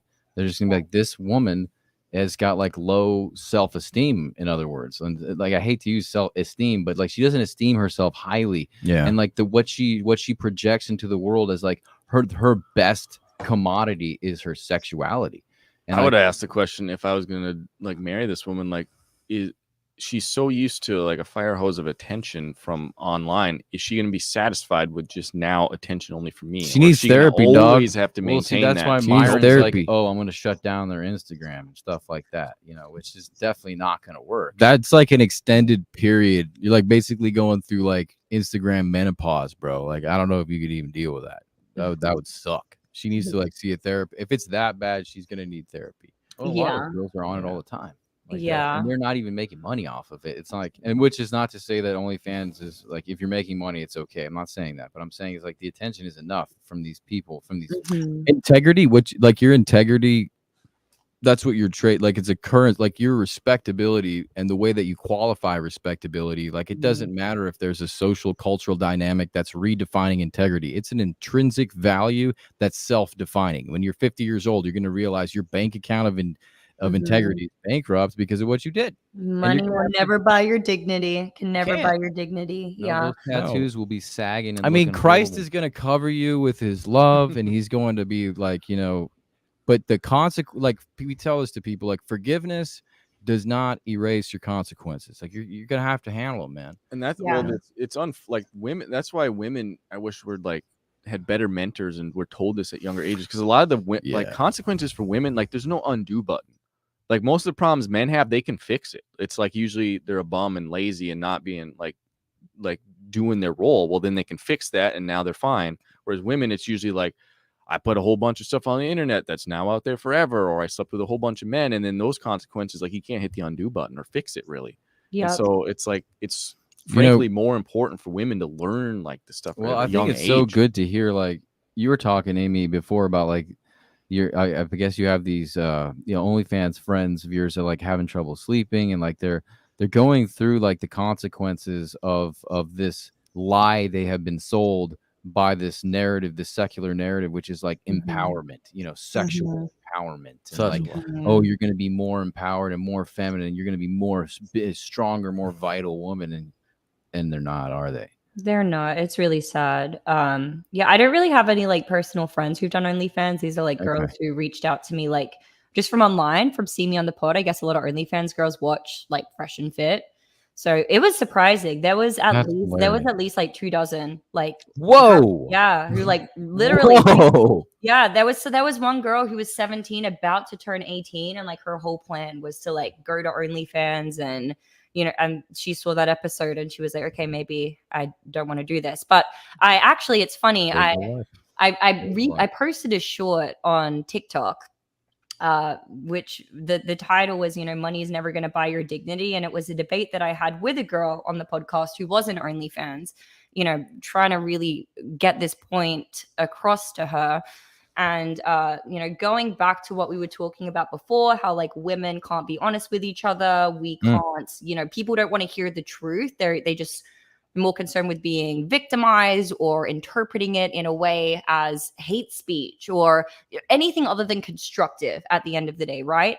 And I put up this video and TikTok took it down for inciting violence. That's so retarded. And then I don't even know what it is, but I don't care. It was me just debating this girl, just saying like, hey, there are so many other things you could do. She was a beautiful woman. She was articulate. I was saying there is so much you could do. You could make so much of yourself. You're actually saying something nice, and they're like, violence. Yeah. And then the other thing was going back to, you guys were talking, Mike was talking about Jordan Peterson and him, talking about women in the workplace wearing makeup. And there was another clip that I posted on TikTok, which was also taken down for inciting violence, where I simply stated the fact that, when women are aroused, the blood vessels, capillaries in their cheeks go off, causing blush, causes their lips to blush, their pupils dilate, which replicates all the same, like this is what happens when you're aroused, and those same things are replicated with makeup, blush on the cheeks, on the lips. They make their eyes dark with the mascara and I do too, the eyeliner, all the stuff, right? And that replicates the pupils being dilated. So all I did was say that. It wasn't in a hateful way. I was simply explaining the science of it. It literally got hundreds of thousands of views. It was crazy. That thing blew up, and it was taken down for inciting violence and for hate speech. We're fighting a spiritual warfare here. Yes, sister. Like literally, if you're gonna be telling the truth, that's just indicative that you're doing the right thing nowadays. And sing a song of praise, baby, because that's what you do. Whenever that stuff happens, you're just like, hallelujah, I get to suffer with Christ. And everybody's like, that guy's crazy, and you're like, crazy for Jesus, baby. It's great. I love my life. And I actually watched just I guess one more thing. To kind of, I don't know if you watched Leela Rose on the one podcast where it's the dude with always technical dysfunctions. What's his whatever. Okay, so whatever. And she's getting interviewed by Pints with Aquinas. It's a Catholic. It's wonderful, wonderful pod. And she had who's the redheaded guy who's like in a real estate Justin Waller. Justin Waller. And this guy is just a total dick. All right. He looks like a insecure little man the whole time. And Leela's just asking him questions. And she left and she's talking to her husband. She's like, I feel like it was really unfruitful. I didn't know if I should go on, but I went on. And the following days, she had so many young ladies that were desperate for education. They were desperate for the rebuttals that she was able to give. They saw the power in her because she never got outside. Like she's used to polemic debates and she abided by the rules of engagement, which is a testimony of confidence and truth. If you have the truth on your side, it doesn't matter. Nothing can stand against you. And she embodied that. And the young lady saw that. And she's like, I had to change my tune. A week later, she's like, God really moved through that because all these young ladies, they were able to identify a resource because I think they're less inclined to go for Jordan Peterson's. Like you have sort of a more masculine way of talking and understanding speech coming back to you probably than some of these younger girls. Yeah. And they're not going to connect with a Jordan Peterson. They're not going to connect with some of these figures that are out there that could very much so help them. But Leela Rose, they were so desperate for it. They were just texting her, sending her messages, letting her know, like, what can we do? And it was like, wow, there's a serious need out there for women like you, Amy, to be able to describe a better way of life, femininity that they can mimic that. It's like, it reminds me of Paul talking to the Corinthians. Paul said, imitate me. And the people would take issue with that because they're like, why doesn't he say imitate Jesus? Well, the people didn't know Jesus. Corinthians never met Jesus. They didn't know who he was. They didn't know the Jewish background. So Paul says the next best thing, which is imitate me.